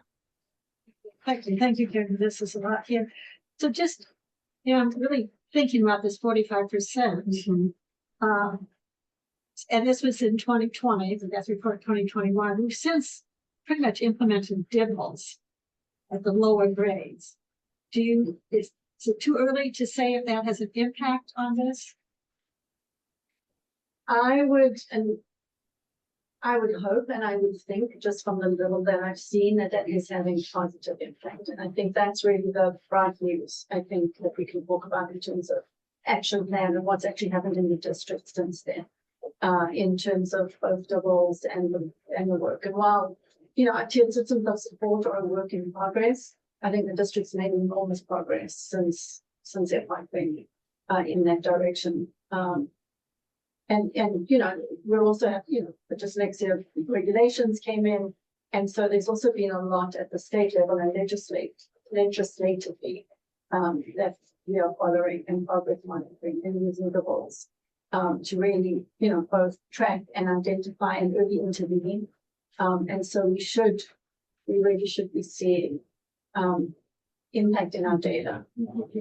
And so, the other part too is that sometimes teachers bring a student to a team meeting, ask for an IEP because they feel that's the only way students will get the intervention, when in fact, there are many ways to get interventions. And we actually in Brookline have a lot of staff that can provide interventions besides special ed. Yeah. Right. We have reading specialists, we have coaches.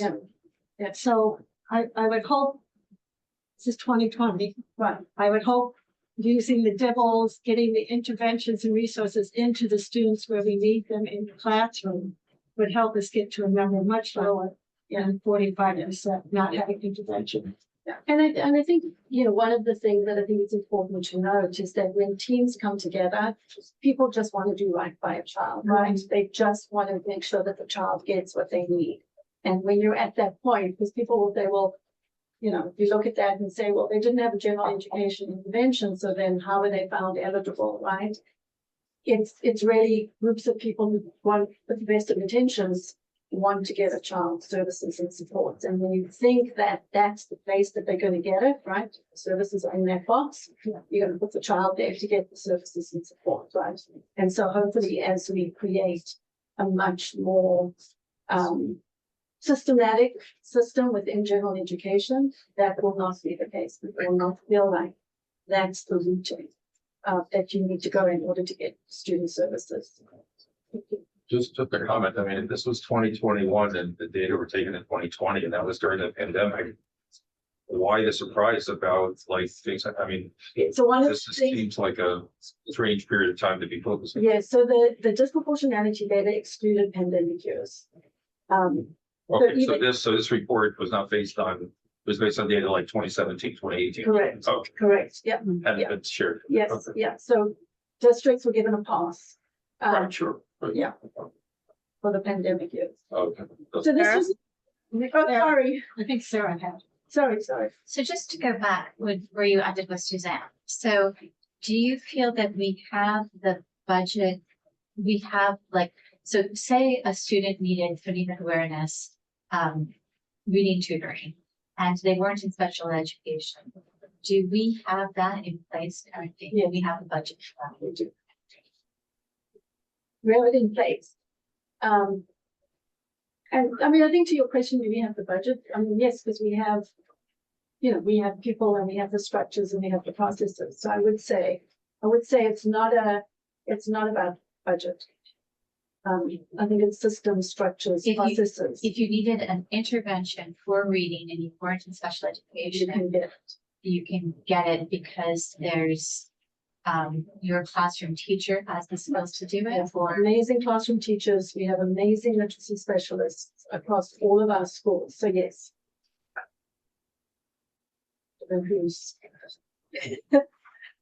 No, let Bob go, please. No, got it. Okay. Go. I don't Okay. like going after you. What? I know, I'm always after you. I'm curious about this data and if we have any more recent data on the disproportionality findings. Are there students concentrated in particular grade bands, or we don't have that type of information?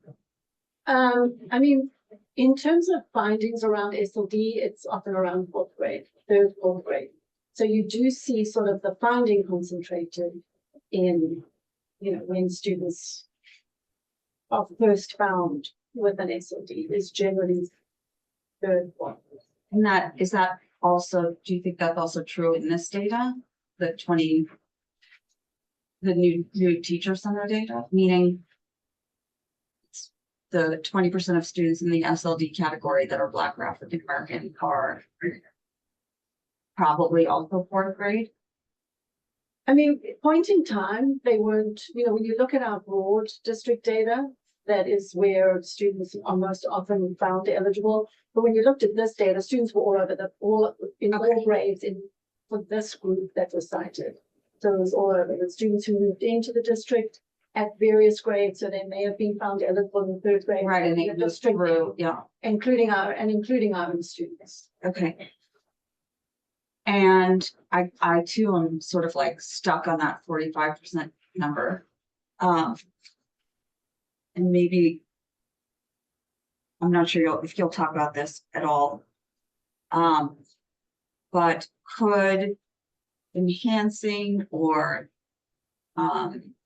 improving access to our child study teams or student intervention teams, could those fall under general education interventions? And I assume then those would help us differentiate between students who need targeted interventions versus those that need evaluations, and whether child study teams or student intervention teams, does that qualify for the 15% that CCEIS fund? I mean, you can theoretically, theoretically you can use some of those CCIS, and some of the outcome of the new teacher center work was really looking at what's happening in child study. So they, as part of this report, they looked at the data, but they also went across all the elementary schools and really reviewed what was happening in our child study process. And so there's been a lot of work and improvement subsequent to this within the student intervention team process. And we're still looking at refining that process because there is a level around, particularly around the SLD, where there needs to be data, right? So when you make a referral to special education, it should be data driven, right? And so that's sort of a piece of work that's happening now in terms of student intervention teams, is making sure, you know, to Suzanne's question, that student has had intensive tiered intervention so that we know it's not about instruction and intervention, right? Because when you make a referral for special ed, it's because there's a suspected disability, not because the student hasn't had intervention. And so, again, multi-systemic causes, but also multi-systemic solutions. So there's been a lot of work with SIT as well. Okay, I would be really interested to hear more if that's coming down the pipe. As you're doing that work. Yeah. Thank you, Karen, for your wisdom and all of this. So there's a rather dramatic over-identification of Black and African American kids with special education. There's a dramatic underrepresentation of Asian kids. What research has been done recently, not so recently, that can identify the reasons for that? And what can we learn about the underidentification, dramatic underidentification of Asian kids what can we learn that we can apply to the kids will overhead fund. How's that? What time is it? So, I think a lot of the work that's being done on mindset and mental mindset and bias applies in both areas, applies in both directions. In terms of both the under-identification of students who identify as Asian and the over-identification of students who are students of color. In terms of when you look at, when you sort of look at the data and you look at sort of bias and perception plays a huge role in over-identification. And so I think it works both ways. So you look at expectations, in a sense. Teacher expectations, teachers' understanding of academic gaps, how teachers view certain kids in terms of expectations, unfortunately has a huge role to play. And that's sort of why, if you do real deep proper equity work, why that's so important in disrupting disproportionality, because it's such a critical component of it. So you're saying expectations for Asian kids are high, maybe expectations for Black and African American kids are too low. That's some of the. So how do we make that better? Right. Well, I think that's some of the research and data around, and so it's why you do work around implicit bias. And it's always frustrating for me who, been involved in this stuff for a long time, and we still have the same data. Why? Well, our data over time has improved. I think one of the pieces, and again, having, been in districts like the Brooklines, is it requires sustained system work and accountability all the time. Right. And so I think the district for many years was really low at designations or citations at all. But you can't take your eye off the ball, right? We can't just say we have an equitable system. We have to continue to work to create a structure that continues to be equitable. Because it's also, there's a whole sort of historical context to this proportionality that is still sort of part of the research and part of what people look at. I think that's where, the work of Zaretta Hammond is so important, because it really looks at what's happening at the teacher instructional level in terms of educating students who might not come in with all the access and opportunities. People talk about the achievement gap, but often it's an instructional gap, it might be an access gap, it might be an opportunity gap. But it isn't work that you fix and then you can say, okay, we can do something else. And I think particularly in districts like Brookline, right, where again, we looked at the MCAS data, so on the face of it, it looks really good, right? And we look like we're doing really well. And when you just aggregate, you get under the hood to say, okay, well, how is it that certain groups of students persistently, their outcomes are consistently different from the students? And what do we do about that? In the 1980s, Jeff Howard, John Sapir, a whole bunch of people were focusing on that. That's 45 years ago, 40 years ago. And we still have the issue. We still have the problem. Agreed. Go ahead, sir. So to address implicit bias, of course, we would look to teacher PD. And one of the things that I think that changed is we used to have have seed for teachers where they could address implicit bias. And then we changed over to be offering maybe more ideas. And that seems to me, if I'm not mistaken, to be a little bit more aligned with pedagogical PD, as opposed to addressing implicit bias. In my view, seed was more to address implicit bias within oneself. Sorry, I think SEED was ongoing, at least as of last year at the high school.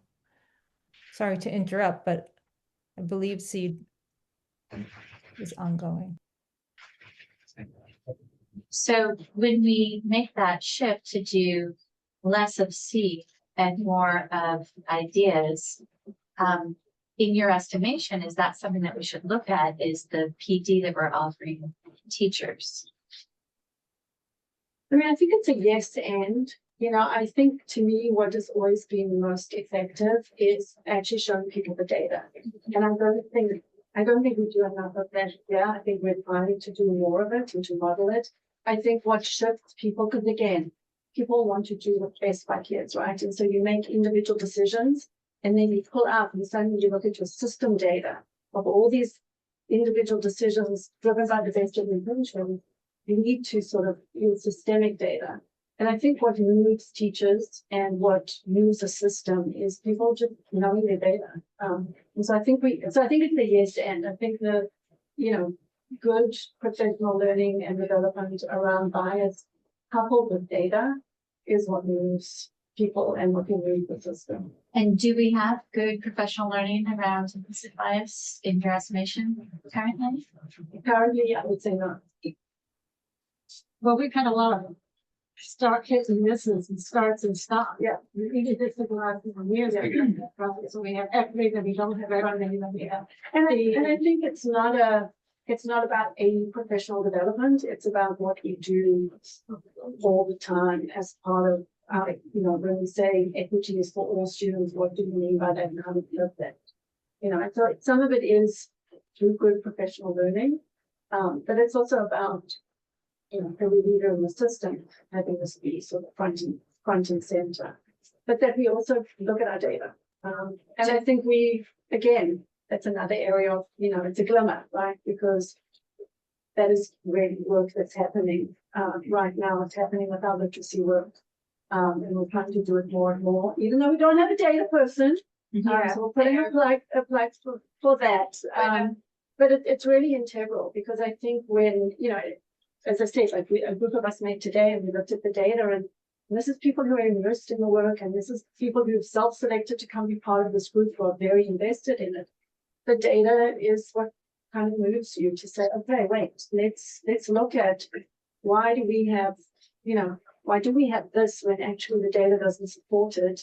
And then the next step is, okay, well, what can we do about it, right? And how do every educator needs to change their practice is how you get systemic change. And I would put that, looking at data under PD as well. I mean, you have to have time for teachers.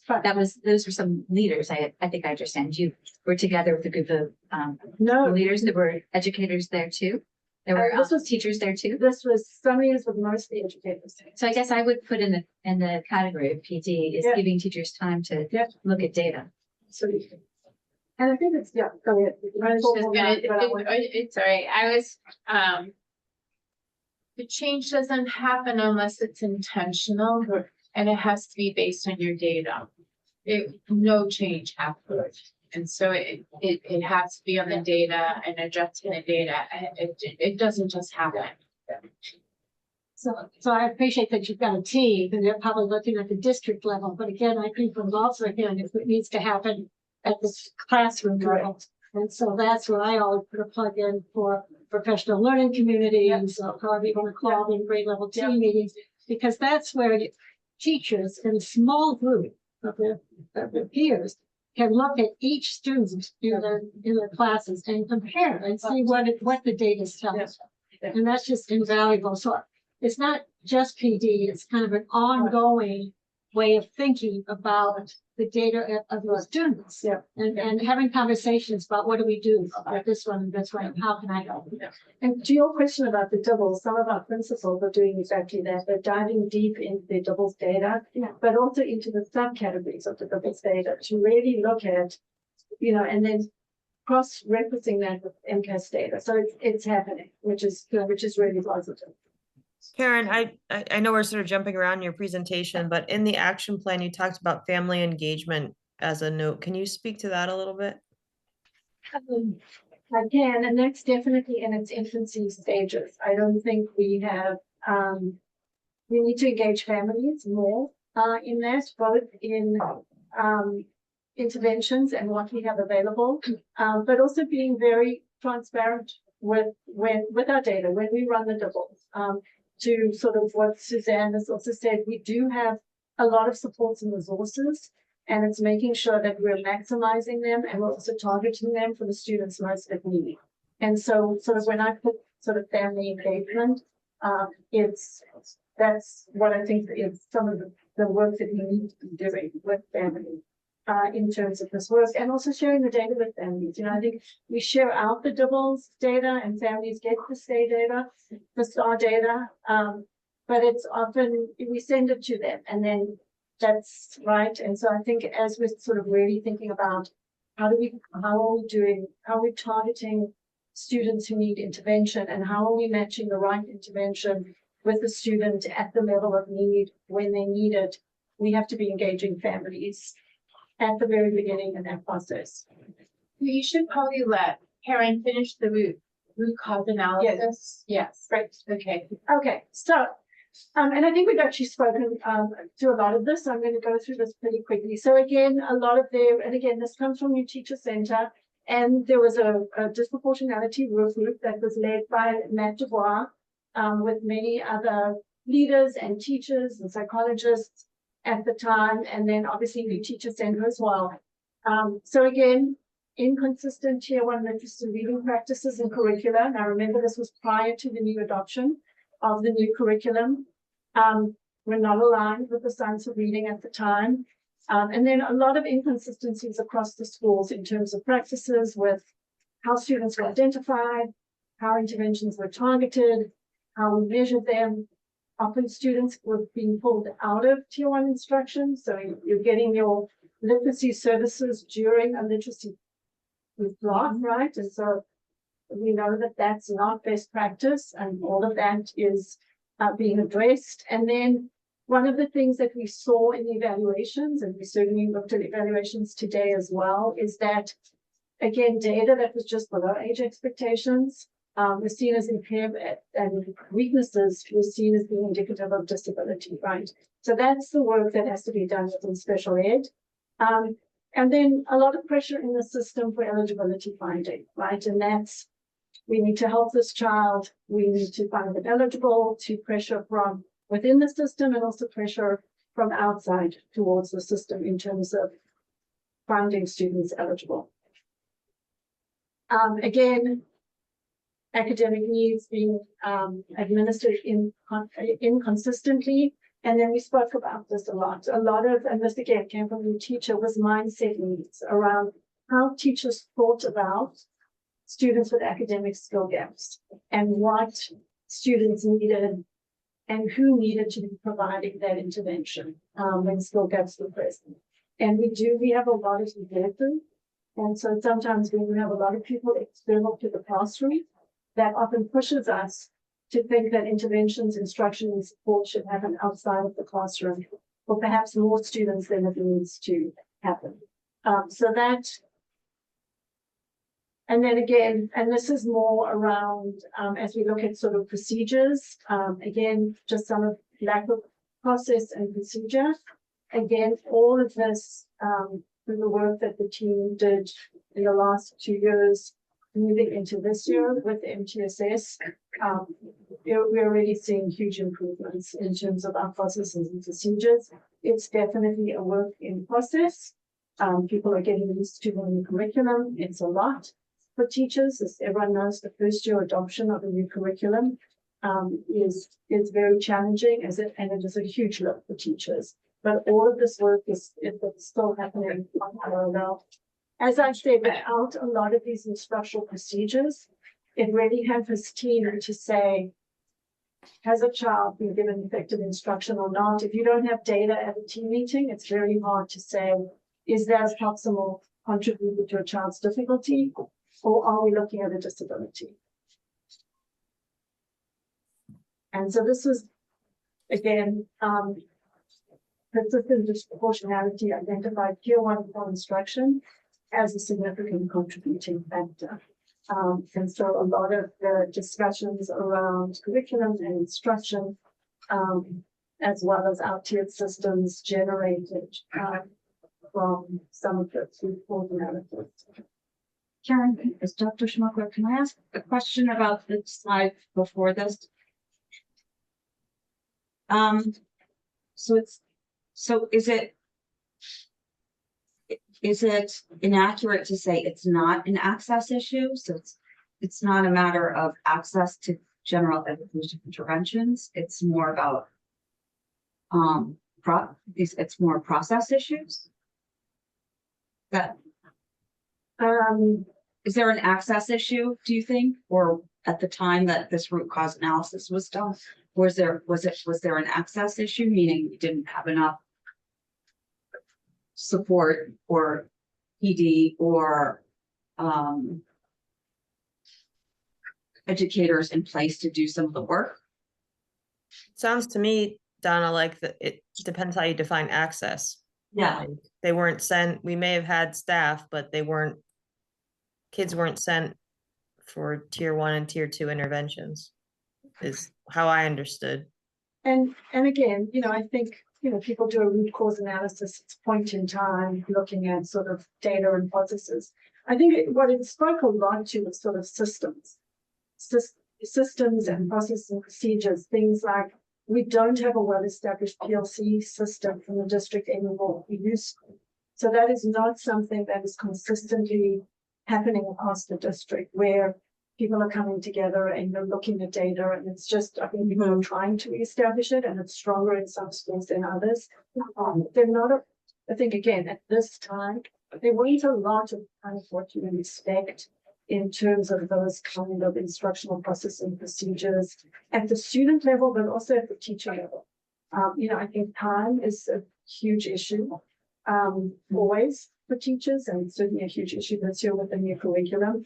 But having that structured time where you are looking at data and you're looking at it in real time so that it can inform your instruction tomorrow. Those kind of systems and processes and procedures were not in place for them. Thank you. Sure.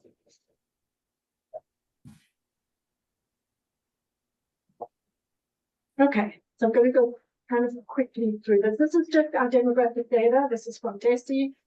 So it's just in terms of looking at English learners, students with disabilities, high needs, low income compared to the state. This is our special ed data. And so again, you can see and so when people look at just proportionality, the expectation is that you would see more of a parallel.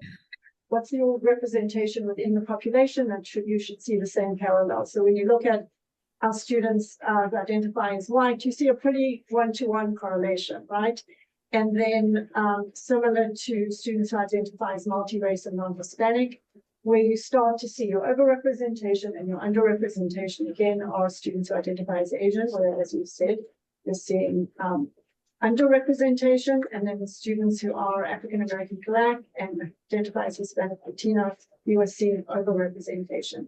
It's not 3 times, so we wouldn't be cited, but it is almost double, right, in both of those categories, and then significant underrepresentation. What year was that data from? This is current. Oh, okay. So this is current. This is our current data, and so that's just what it looks like in terms of the special ed representation. So the blue is what's expected, right? And again, that's based on the expectation that you have a parallel process, and then the actual is what the current representation of students in certain categories are within special education.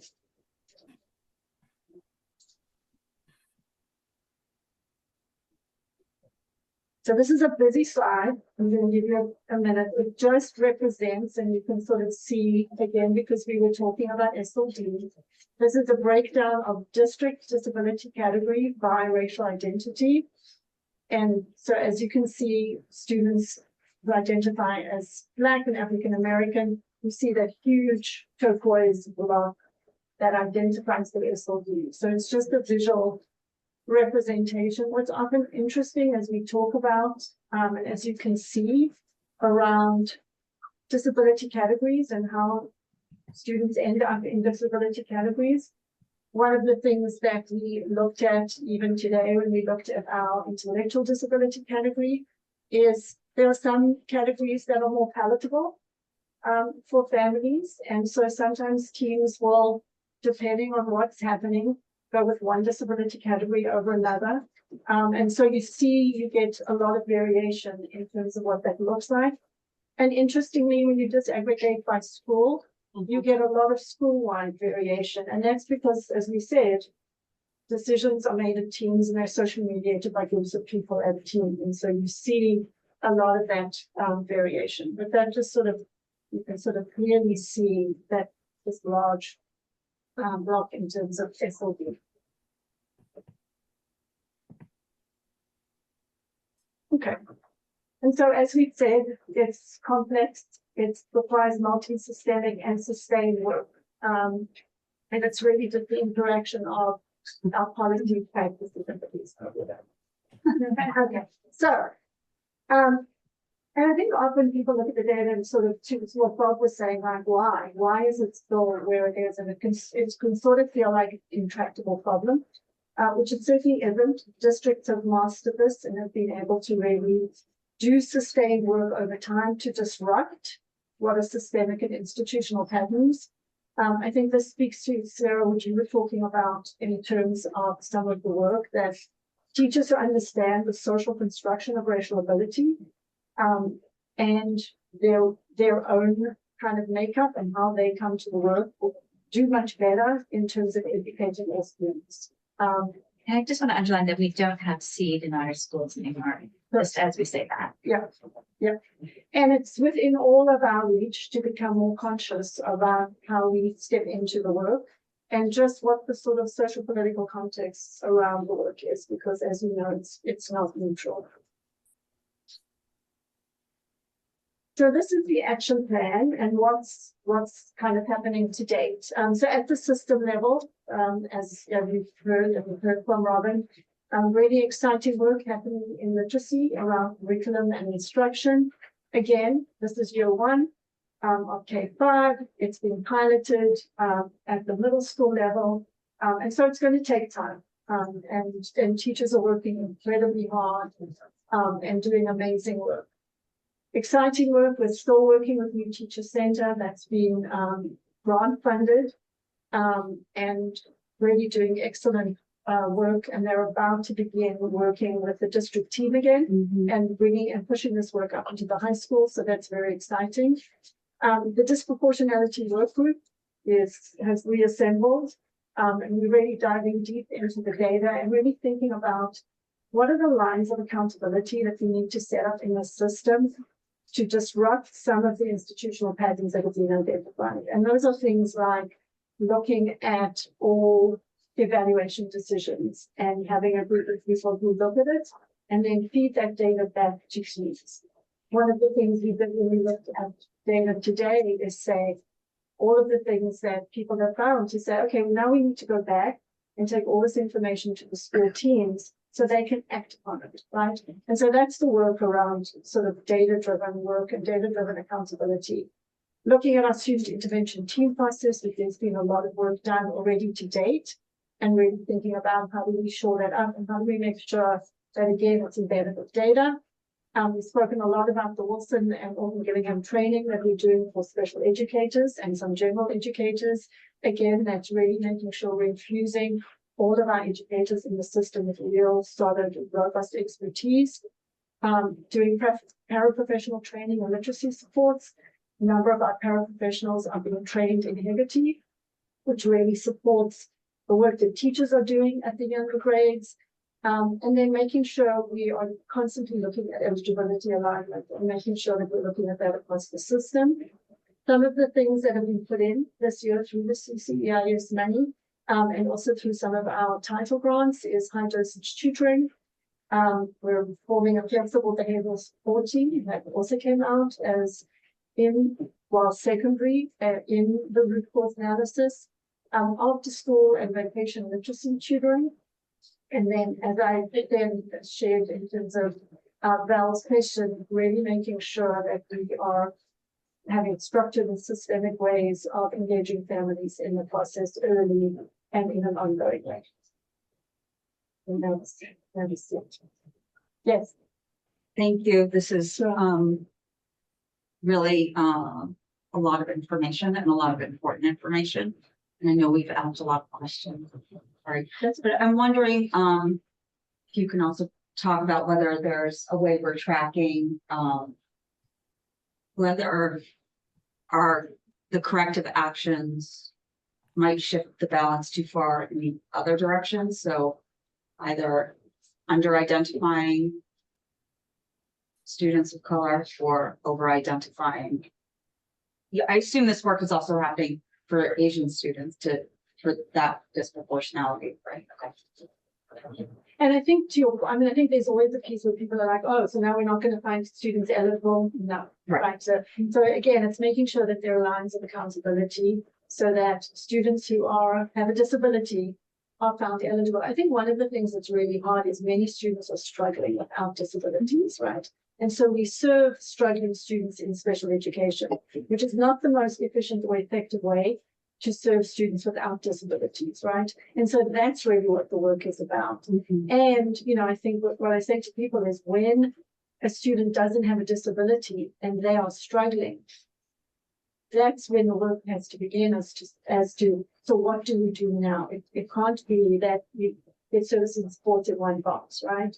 And so we really have to think about, and again, I think that's where the work that's happening is hopeful, and there's a lot of kind of glimmers in to really be able to say, absolutely, we can support students who are struggling but who don't have disabilities. So that's where, you know, in terms of the concern about, are we going to suddenly now under-identify? No, but I think it's really to sort of push the system to say we need to front load interventions, instruction, services, and supports in a wraparound way for students who are struggling. And there are students who struggle, you know, may struggle persistently over time, and we need to provide a high level of intensive services to those students for as long as they need it. You know, I think we have sometimes a very short tolerance for students who are struggling to say, you get an intervention for 6 weeks or 12 weeks, and then you go to special education, right?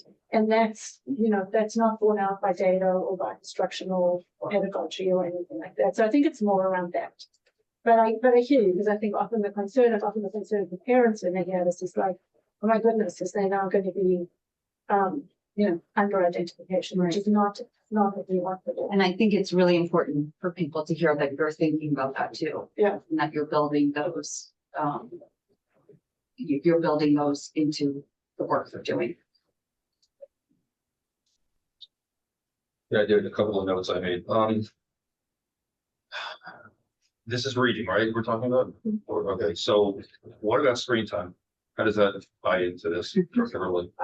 Meaning that all the time these kids spend on Chromebooks, like the same article I read that Bill talked about kids who write their paper versus kids who do it on a computer versus want to go to Google versus want to use AI tools. Yeah. These guys who are writing it by hand have the best retention.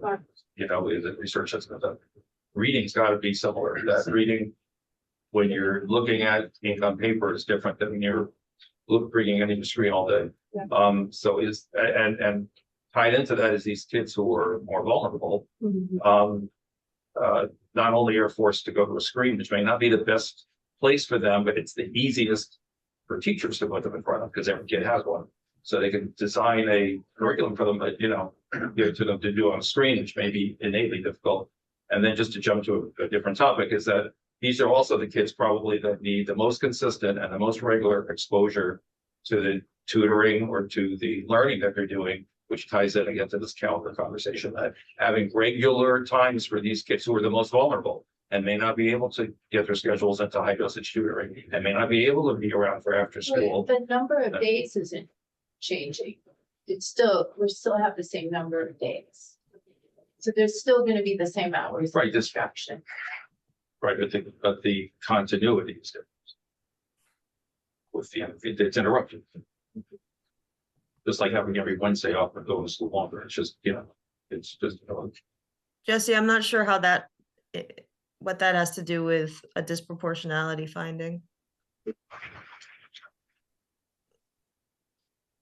I mean, are you suggesting that only that Black kids disproportionately are on screen? I'm not understanding the connection you're making. It's a more general comment.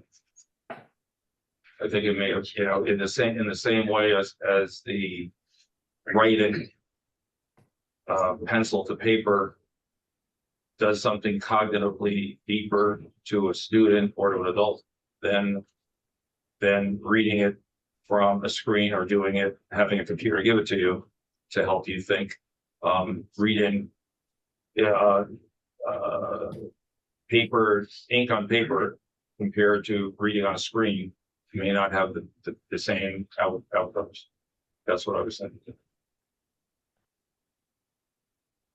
Sarah, want to go next and I know that Donna already thanked you, but it's worth saying again that it's just so nice to have such a broad understanding of the situation. And I really appreciate that it's not just yours, that you had conversations with other people and brought all of this to us. So thank you. Yes, thank you, Karen. This has been incredibly helpful. It's incredibly disturbing. It's incredibly eye-opening, but it also the light at the end of the tunnel is that you're leading this work and that you've identified such a robust strategy for continuous engagement. And I think what's really important is the work is really OSM and OTL. And so it's really and a superintendent and but that it's really a real integration of work at sort of all the department levels in terms of really a continuum of services and supports that begin and evolve and go through special education. And that's really critical in terms of systems work, is that it really is integrated at all levels of the system. I just want to question, what about comparable districts?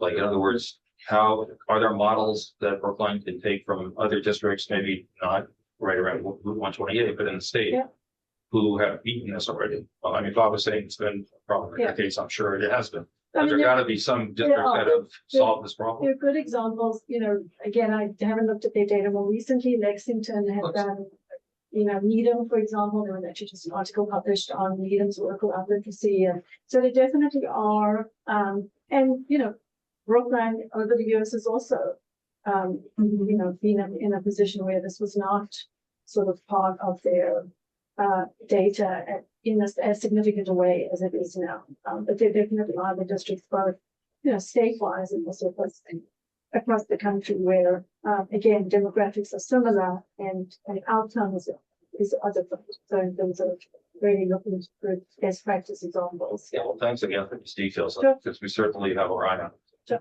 Thank you. Thank you so much, Karen.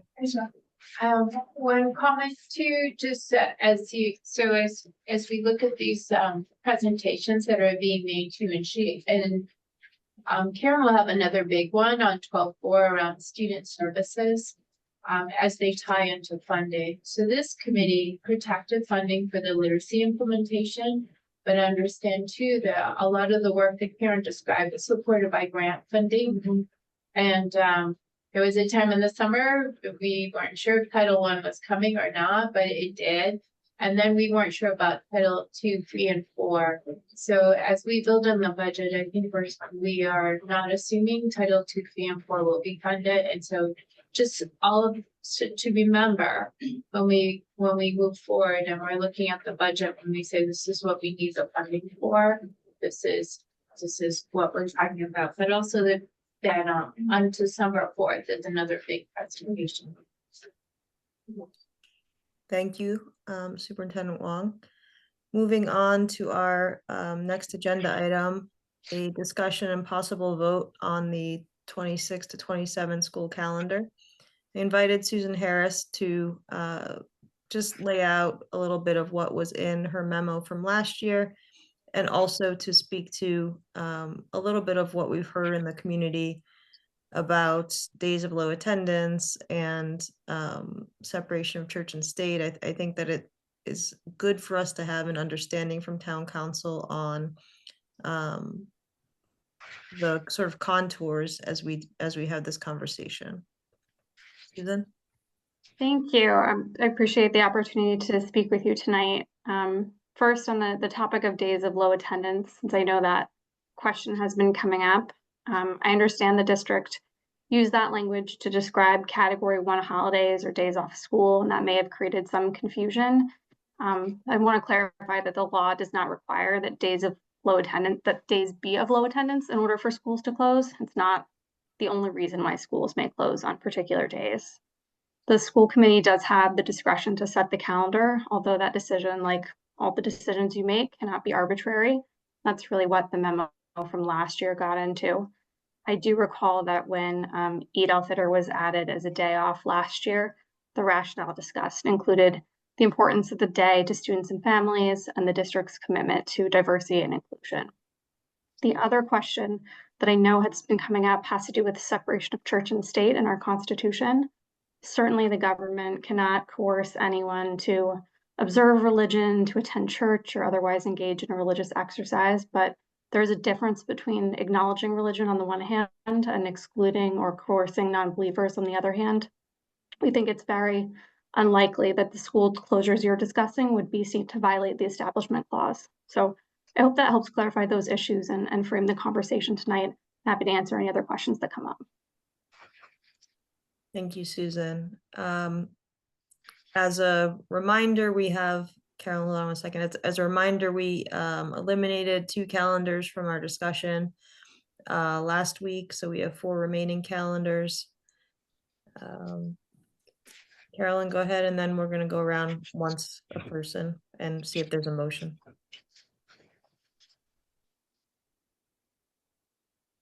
You're on mute. Thank you. I'm trying to sort of understand. So Susan, last year you advised the school committee to think through and preferably articulate the substantial evidence underlying its decision on the record. So have you seen evidence that the school committee, to my understanding, we have not codified a rationale. And you went on to say that your decision will require some line drawing. So have you seen that we have either codified a new rationale that is not religious in nature when we added a religious holiday, or that we have established criteria for line drawing in the future? Good questions. So obviously, lawyers like to see as much evidence as we can get. What we did talk about last year was the importance of having a rationale for the decision, that the decision would not be arbitrary. And like I said, I think the record of the discussion supports what the rationale was, including the importance of the day to students and families, and the district's commitment to diversity and inclusion. Sorry, can I ask, because what you're saying is sort of central to my question. I hear the words you're saying, except it's difficult for me, and it sounds like for members of the public, to understand or sort of, I guess, accept that the primary purpose of closing school on a religious holiday that was requested in order for religious celebration was not religious in nature. Is that you're saying that the primary purpose is not religious? I think I've addressed that. I think I've explained the rationale discussed included the importance of the day to students and families and the district's commitment to diversity and inclusion. Like I said just a moment ago, there's a difference between acknowledging an institution and excluding or coercing others. And so we don't have Establishment Clause concerns about the holiday. I do, I hear your earlier question about line drawing. That was certainly something discussed in the memo as to, if there are future requests for holidays, for other holidays, it's something for the school committee to be really cognizant of, that anytime you're put in the position of making a decision where you're drawing lines between one religion and another religion, that the reasoning for doing so has to be neutral and non-discriminatory. So that is something to certainly be aware of. I don't believe there have been any criteria set for, looking forward and how to handle that in the future. I'm not aware of that. Okay, so I'm gonna do it this way. I'm gonna go through one by one, and if you have nothing new to add since our last two discussions on this, you can just say pass. Donna. Oh, I hate when you start with me. We didn't start with you, we started with Carolyn. Oh, that's true. Yes, thank you. I actually took some time because I've really been thinking a lot about the conversation, the conversations we've had, the emails that we've received, the discussions I've had with folks offline. And of course, it was important for me to hear what Superintendent Wong had to say. So I took some time to write something down. I hope it's okay if I read it. I believe, based on the straw man vote, that we have the votes tonight to pass option C. So my vote won't necessarily change any outcome. But I also want to take this moment to highlight how we can use tonight's decision as a starting point to set the table for a more comprehensive student-centered discussion about how we build our district calendar. For me, this is not a vote about religious holidays or cultural observances. It's not about taking away anyone's ability to observe their faith or celebrate their identity. I do hear and recognize those worries. But again, I want to be clear, for me, that's not what this conversation is about. Instead, and I said this last week, I think, I believe our responsibility is to define a fair and transparent framework for developing our district calendar, and one that's evidence-based, that can be applied consistently, and that keeps student learning at the center. If we're no longer using the low attendance data as the basis for decisions, then we have to establish a new set of guiding criteria. And without that, our choices will feel piecemeal or reactive. So we owe it to our students and our families and our staff to create a framework that is clear, evidence-based, and can be applied consistently. So rather than designing a calendar that solves everything for everyone, I would like to agree on a few clear principles that we can return to year after year.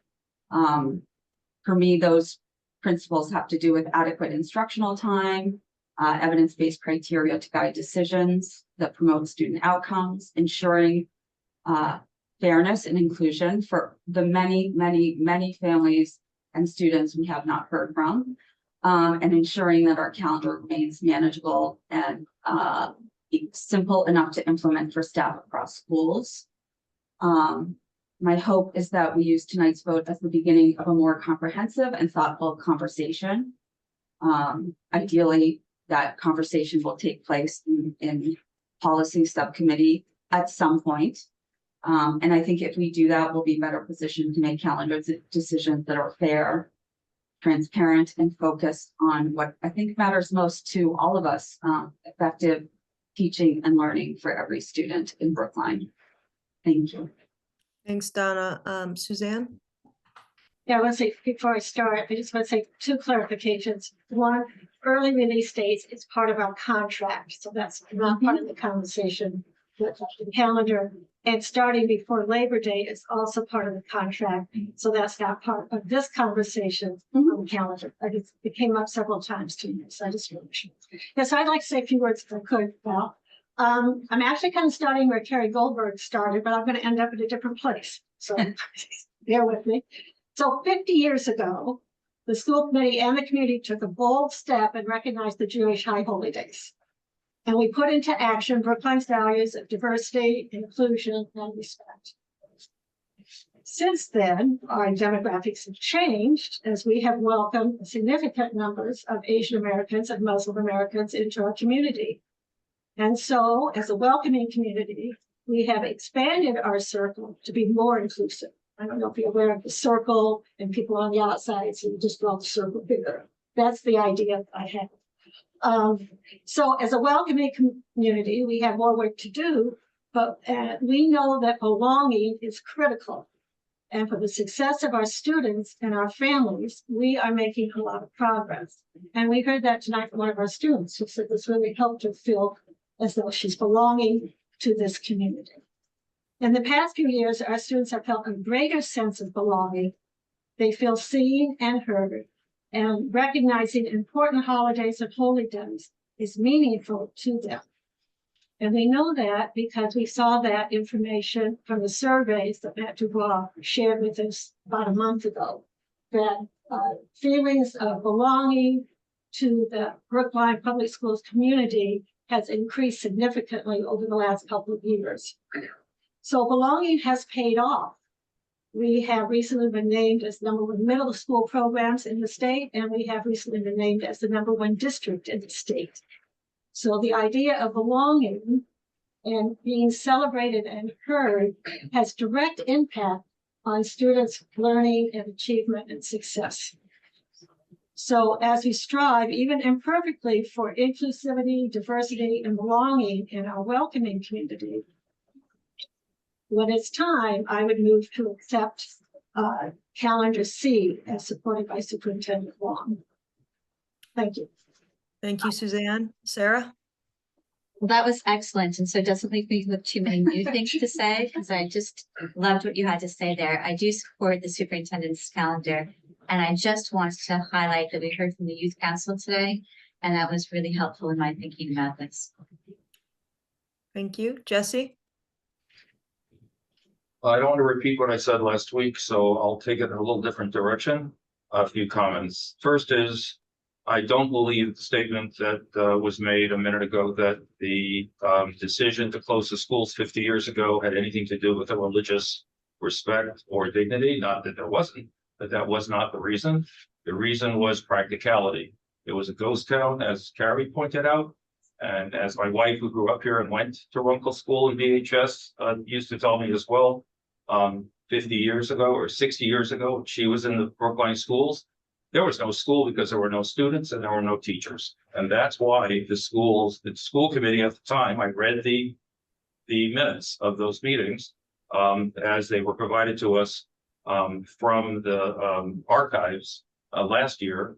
The reason had nothing to do with respect or disrespect. It had nothing to do with it. It was clearly a practical reaction to the fact that the demographic within the district left the schools unteachable situation. There were just not enough kids. You would sit, kids who were still in school would sit in an auditorium, they'd watch a movie, they'd have free time, they'd play basketball, whatever it was.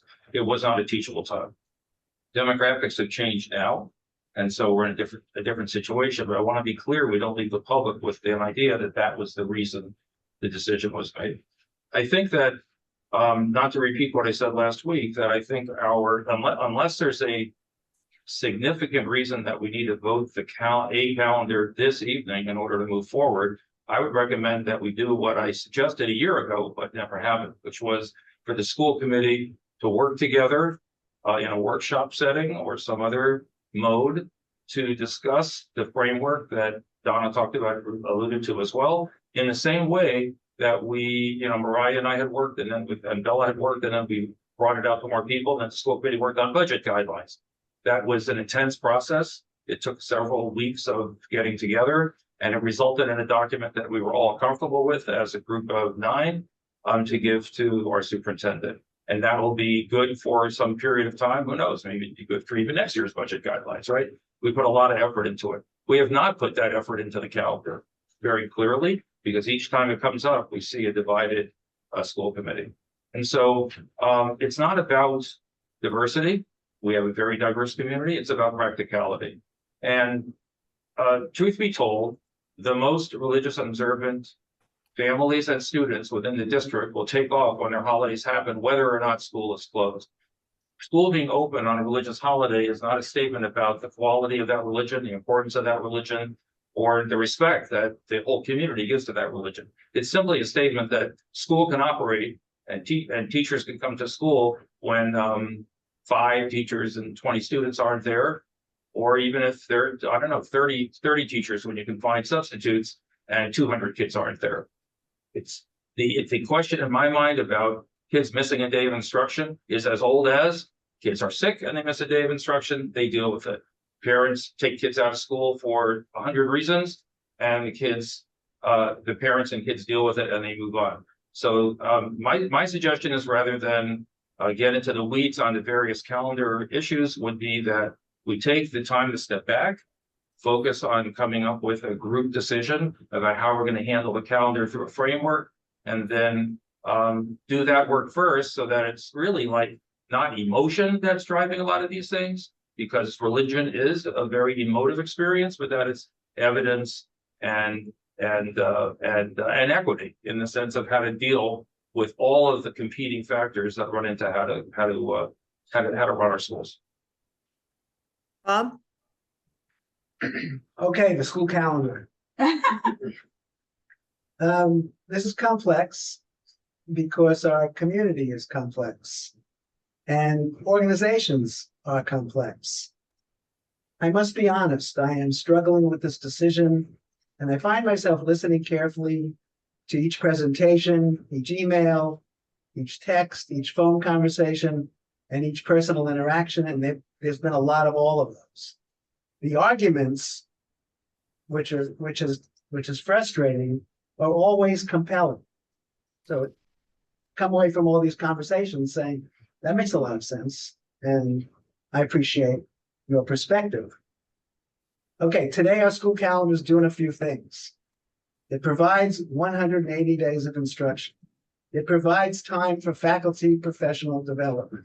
It provides time for parent-teacher conferences, and it honors and respects religious and cultural observances by closing school on 5 days, allowing our friends and neighbors to celebrate their holidays unencumbered by the demands of a school day. The most recent additions to these religious and cultural school closures were Lunar New Year and Eid al-Fitr. Those last two were in response to strong advocacy by members of the Asian and Muslim communities and others, and in particular by students representing these groups. And the school committee responded and voted to close schools on both Lunar New Year 6 years ago and Eid al-Fitr last year. So tonight, we might vote on the 2026-2027 school calendar. Superintendent Wong is advocating for a start before Labor Day, not controversial, as this contributes to an earlier June ending to the school year, and that's a good thing for teaching and learning, which is our primary goal. And Superintendent Wong is also supporting the continued closing of schools on the 5 religious and cultural observances. I will support Superintendent Wong's 2026-2027 calendar recommendations. At the same time, I acknowledge the advocacy of many of our constituents for a different calendar, one that does not close schools on religious and cultural observances, one that begins the school year in late August, and that reconsiders the impact on families of the many early release days. As school committee members, we hear from most of our engaged constituents. We do not hear the opinions of most of the community. So I'm proposing tonight that we design and administer a survey of all parents and caretakers and faculty members, and perhaps Brookline High School students, that will provide us with data on the larger community's perspectives on the school calendar. With that data, we can have the conversation that Jesse just recommended, and we can make more informed decisions on future school calendars. Other communities have done that successfully, including Lincoln Sudbury. Brookline can and should do that. And I want to make one more comment, because I'm supporting option C, but I also like the idea that we close school the day before Thanksgiving and switch a professional development day to March, which has a long stretch. So I don't know if we can amend C to add that, but that's what my proposal would be. Thank you very much. That's all. Andy? Oh, thank you. Yeah, I don't think I need to repeat what I've already said on this topic. I would only add, and this is kind of a supplement to what Bob has said, I hope that the next time we have a calendar discussion, we can be focusing not on 1 or 2 holidays that have recently been added, but on the early release days. If our focus is really going to be on continuity of instruction and quality of teaching and learning. Thank you. Mariah? Yes, to all that and focusing on the other categories that are in the documents, or at least in prior year documents, and making sure that I think that the days that we have, whether no matter when they are being used to the maximum. I also just want to second what Jesse said about if we talk about some of these things over multiple sessions and divorced from an actual calendar in front of us, I really do hope we'll come to some conclusion, because I think we all have similar things. We all want to see well, I won't say all of us, but there's a lot of strong competing interests in the community, and I think that we can come to some sort of compromise that will give everyone some of what they want, a lot of what they want, if not all of what they want, and ultimately is a stronger calendar for the students and faculty and staff. And it needs to cover these things, but it also needs to cover what Andy talked about, and it also needs to look at some of the categories, and I would like us to make progress on that. But I will be supporting the calendar that I guess is C. Okay, I have a few things to say, because I'm hearing a lot of this hasn't been comprehensive. It's not student-centered, and I wholeheartedly disagree. We've had multiple conversations here this year and last year. And just for historical context, until last year, this was a process that was brought by the superintendent. They presented a calendar, and the school committee voted that calendar. So whoever said that it would be unemotional, it was unemotional. The superintendent spoke with the union. They worked out the start date based on the contract. I agree that we can work on things in the contract for some of the half days and things like that, but we can't do it outside of CBA. And it was very unemotional. Last year, we added a holiday and it became very emotional, and we didn't have disagreement with I'm not going to quote this properly, but with a divided school committee until last year. Before that, it was a quick 5-minute vote supporting the superintendent's calendar that she had reviewed with BU and with her leadership team. And for us, it was a non-issue. I have some serious concern about folks throwing around establishment clause and days of low attendance. Yes, days of low attendance is a measure, and town council has said that that is a measure that we can use, but it's not the only measure that we can use when looking at calendar options.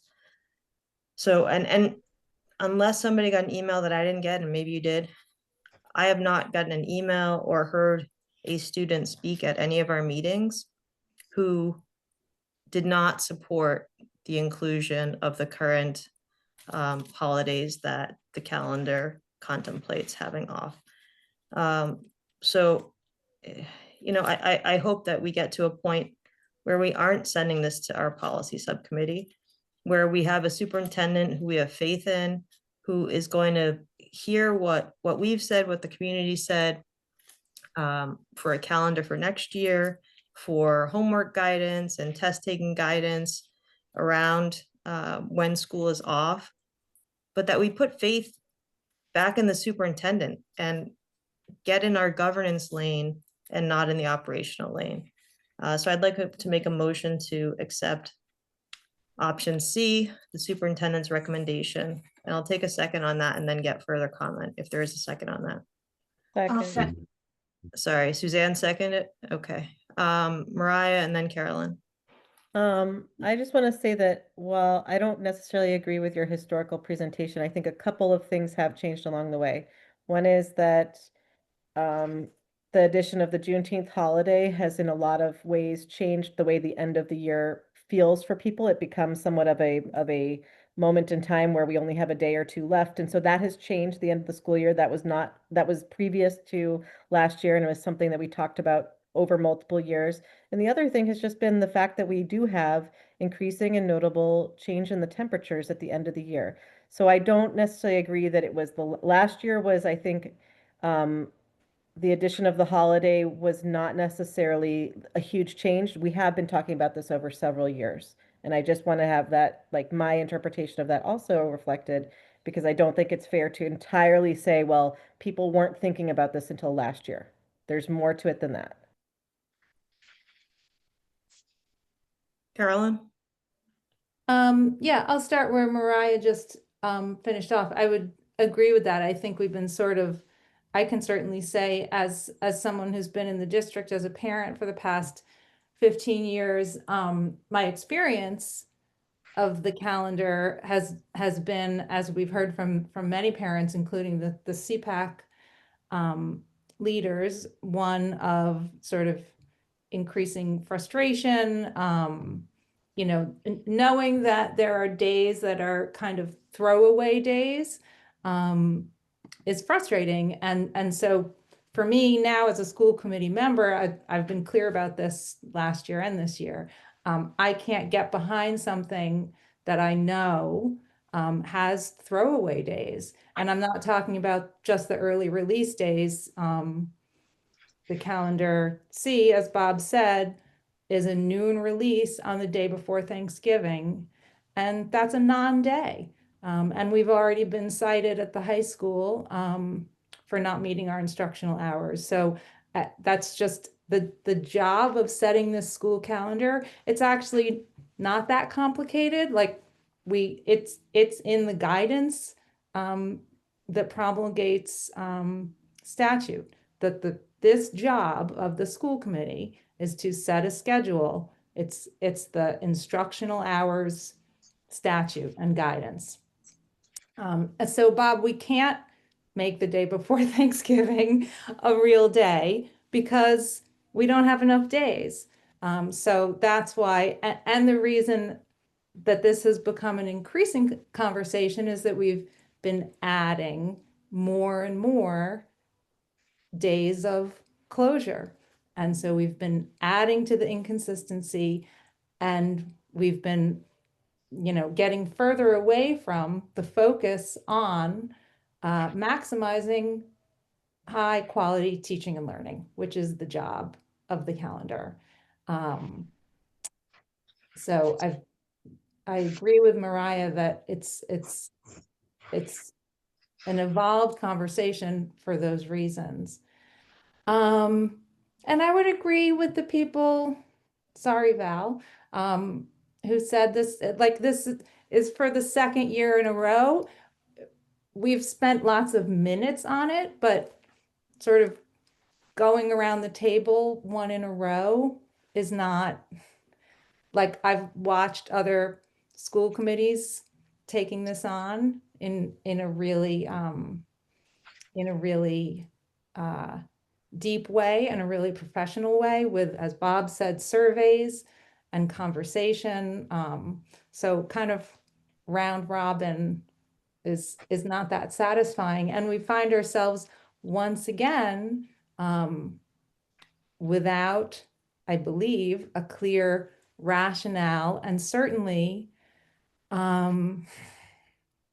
without criteria for future decisions. So if the rationale is inclusion, not religion, even though we're now closing for religious days, if the rationale is inclusion, then where do you draw the line? Because anything outside of that rationale is exclusion. So it feels political, it feels haphazard, it feels really unsatisfactory, and it feels, again, I'm never gonna not, Dr. Guillory polled our building leaders. We have that information. We know that they didn't want more days of closure added. And it's really, really disappointing to me that we can't start with a clean slate, have a compact school year. And sorry, also, Bob, we're not closing earlier in June. The calendar C closes after Juneteenth. So again, a known throwaway day, and I just can't get behind that. So Okay, I hope we'll do so better in the future. moving to a vote. Donna, how do you vote? Can you remind me what the vote is? Or what Motion the, to adopt calendar C. oh,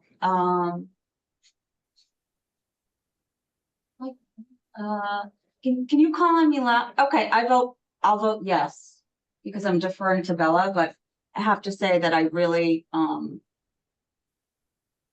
not a fan, not a fan. Suzanne, Yes. Sarah, Yes. Jesse, No. Bob, Yes. Andy, Yes. Mariah, Yes. Carolyn. No. I vote yes. Moving on to, Val, can I make a motion that we design a survey on the school calendar? And with the ultimate goal of administering it to the school, to many folks in the school, like I said, to parents, to teachers, to maybe Brookline High School kids. Can I make a motion? well, you can make a motion if there's a second, but I'd like to hear from Superintendent Wong, because my understanding from her is that there are lots of blind spots on these, which is why there had been some conversation about a faculty survey, but that caregiver surveys often miss lots of groups, but Superintendent Wong? That I think that I want to give voice to a larger component of our community by doing that. So I've listened to all the comments today, and I appreciate that in the end, there was deference to the recommendation that I made, and I think to move forward so that we had a calendar for next year. If you would allow me to consider everything that was said and maybe come up with a plan to share about how to move forward and just anticipate where we might be next year. It might be with a survey or not. I would probably want to talk to people at Lincoln Sudbury and others like that, just rather than to commit me to exactly a certain thing. I'm not saying we wouldn't do it, but could you just maybe give me some time to think about it? But I definitely will think of how we might want to process it. Okay. And I also appreciate that. I heard, yeah, I listened. So let's see what we can do. Appreciate that. Bob, is that satisfactory for your motion? Yes. Okay. So next are liaison reports. Is there anybody who wants to give a liaison report or has an update? Andy? Only a very brief one that regarding the Pierce project, that work across the street at Pierce Park on the geothermal wells begins on November 17th. The digging begins in December, January, and at least part of the park will be closed for a year. A year is the time limit under Article 97. Okay. Any other liaison reports or updates? I'd just like to say about Suzanne that we're having a joint curriculum and policy meeting on the 18th at 5 o'clock. We're talking about that's the competency and competency and determination. I know this is everyone's welcome. Mariah or Jesse, I believe full ERSC meets when? We met today. Met today. Any update? No. No, it was more like getting everyone, all the groups have been operating in parallel. It was just sort of reminding each other of what we have done in our different groups and talking about how it's all going to come together into one work product at the end. Okay. Any new business? Carolyn?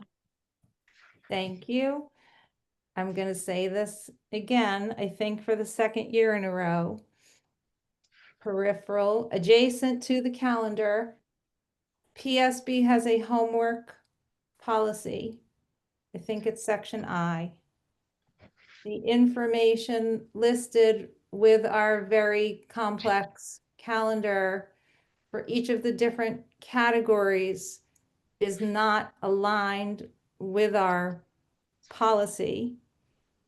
And I would like us to do the work to at least button that up in the interest of clarity for educators and students. So is that something that I believe the superintendent is, I believe the superintendent is working on that. Is that correct? I actually thought it had, yeah, I thought it had gone out, but I guess we're still working on it. Working on school committee policy? No, I thought that the homework policy the homework letter went out, I thought. So what I'm saying is that, okay. Was there misalignment with the homework letter, Carolyn? Is that what you're saying? Correct. In the past, I believe that the homework letter has done two things. One, it's been passed on from superintendent to superintendent, and maybe there's been some mission creep. I don't know what happened to it, but the homework policy, PSB policy section I, is not the same as what's on that letter that is typically published. So we have a policy meeting next week, and the agenda for that hasn't been published yet. But this is one of the items that I don't think it's going to be a separately docketed item because we only have 45 minutes. But I do plan to list under new business 3 policies that I reasonably anticipate will come up only for discussion, basically about whether we want to discuss it further. And this is one of them because it's been raised by a member. I think it would be helpful to figure out whether it's going to be a superintendent letter or a policy. Right. But Carolyn seems to be saying that there is a school committee policy that exists that is inconsistent with something else that also currently exists. So if so, we should look into it. Right. And get consistency one direction or another or a third direction. Does the school committee have a copy of what this homework letter? I've never heard of it. So typically it's on the district website, although this year's, at least on what's published on the district website this year doesn't have usually it says like category 1, what this means, day of low attendance, and then instructions, and it says like for 2 days after the holiday, you can't do this and you can't do that. For category 1, for category 2, for category 3. I don't know if something went out to families or not, but the letter that's on the website this year, now all of that information is gone. So again, I think we just need a little bit of buttoning up. Is this related to the category holidays? Yes. Or the days after? That's what you mean? Yes. Yes. So Okay. each category has instructions. I believe a letter went out. It did. There was a letter. Well, I know I was presented with a draft. And so I'm sorry, I will have to ask Kathleen if it went out. Yeah, because I know I was asked by some parents, I went to the website, like Carolyn was saying, I found that information about how like assignments, reading things and homework and stuff relate to those. And I copied it all out and sent it out to a bunch of parents, figuring that what was on the website was our current practice. But you're saying, Carolyn, in addition, it doesn't match what's in section I, and that we need to take. She's not aware of the letter that went out. The other room, Yeah, so we can look into it. Yeah, I am saying that it doesn't align. That's exactly what I said last year, and it's what I've said again this year. So I don't know who the letter goes out to, but so this is not sort of like directed at Superintendent Wong. It's directed at sort of our practice generally should just be, and it has to do with, Mariah usually says this better than I do, but just sort of the frustration of having days of school where instruction doesn't happen. And the letter has, in my years, been more restrictive in terms of instruction, homework and testing than the policy. So it's just sort of messy, and I think it should be cleaned up. I just sent the letter from 2018 to our listserv. I found it in my personal email from Andrew Bott in 2018, and the link was still live. And so you all have that, and you can see what it is historically included. And Thanks. for Thanks, example, Brian. category 2 says no homework will be assigned in any class for all students on the last day of school before the category 2 holiday. Homework assignments, projects, presentations, or other assignments cannot be due until at least the second day after the holiday. And the same policy applies for the administration of tests. So it really puts quite a bubble around the days, which is, as Carolyn points out, is very discrepant with the policy we have. So I think I'm curious too, I don't know what the practice is this year. Are we Wait. following that rule? Because it's not posted anywhere. Point of order. What? So when items are identified for new business, I think they become future agenda items. So I'm not prepared to discuss or respond.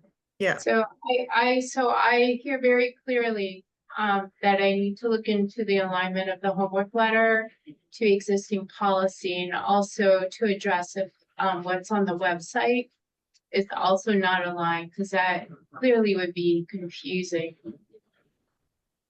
So I just, yeah, given that, then I will not plan to have it listed at all on the policy agenda for next week, since we anticipate that you'll be doing some work on it. Right, and we'll get an update on a superintendent's update in the coming meetings. It's my. Yeah, okay. I can do that. Thank you. Thank you. Wait. Donna has her hand up. Bill. Oh, sorry, Donna, go ahead. Okay. Back to new business, yes. I wanted to mention that Sarah and I had the privilege of joining the FRR families last Friday for a PTO meeting, and there was a fantastic turnout. We had some good conversation, but a majority of the conversation focused on access to after school extended day programming, and I'm at the request of the parents also requesting that at some point it be docketed for discussion in some form or another, maybe it's a discussion of what the challenges are at the moment to increasing access to extended day. I'm not sure exactly what the conversation would be, but it was definitely something that came up. When you mean access, you mean like waitlisting, you don't mean access to buildings. They weren't sure what the challenges are. I have no idea what the challenges are. Or the parents, where they say they can't They get the don't- buildings after hours, or they want to have their Oh, kids. no. Their kids There can't is not get. enough extended day. Oh, okay, yeah, okay, that's good, Programming. thank you, okay, yeah, that's. So Mariah has been the longtime liaison to the extended day program. So I think we can figure out a way to get this topic discussed. Donna, I also wrote back to your email about this thank you. earlier tonight. Yep. Oh, thank you. Sorry, Mariah, I didn't see that. Okay, so proposed executive session. I move to meet in executive session pursuant to Mass General Law, Chapter 30A, Section 21A for the following purposes. Purpose 3, to discuss strategy with respect to collective bargaining with ASME school building employees, food service employees, and Brookline Educational Secretaries Association employees, if an open meeting may have detrimental effect on the bargaining position of the committee and the chair so declares. Purpose 3, to discuss strategy with respect to collective bargaining with the Brookline Educators Unit, Unit A, Unit B, and the paraprofessional unit, if an open meeting may have a detrimental effect on the bargaining position of the committee and the chair so declares.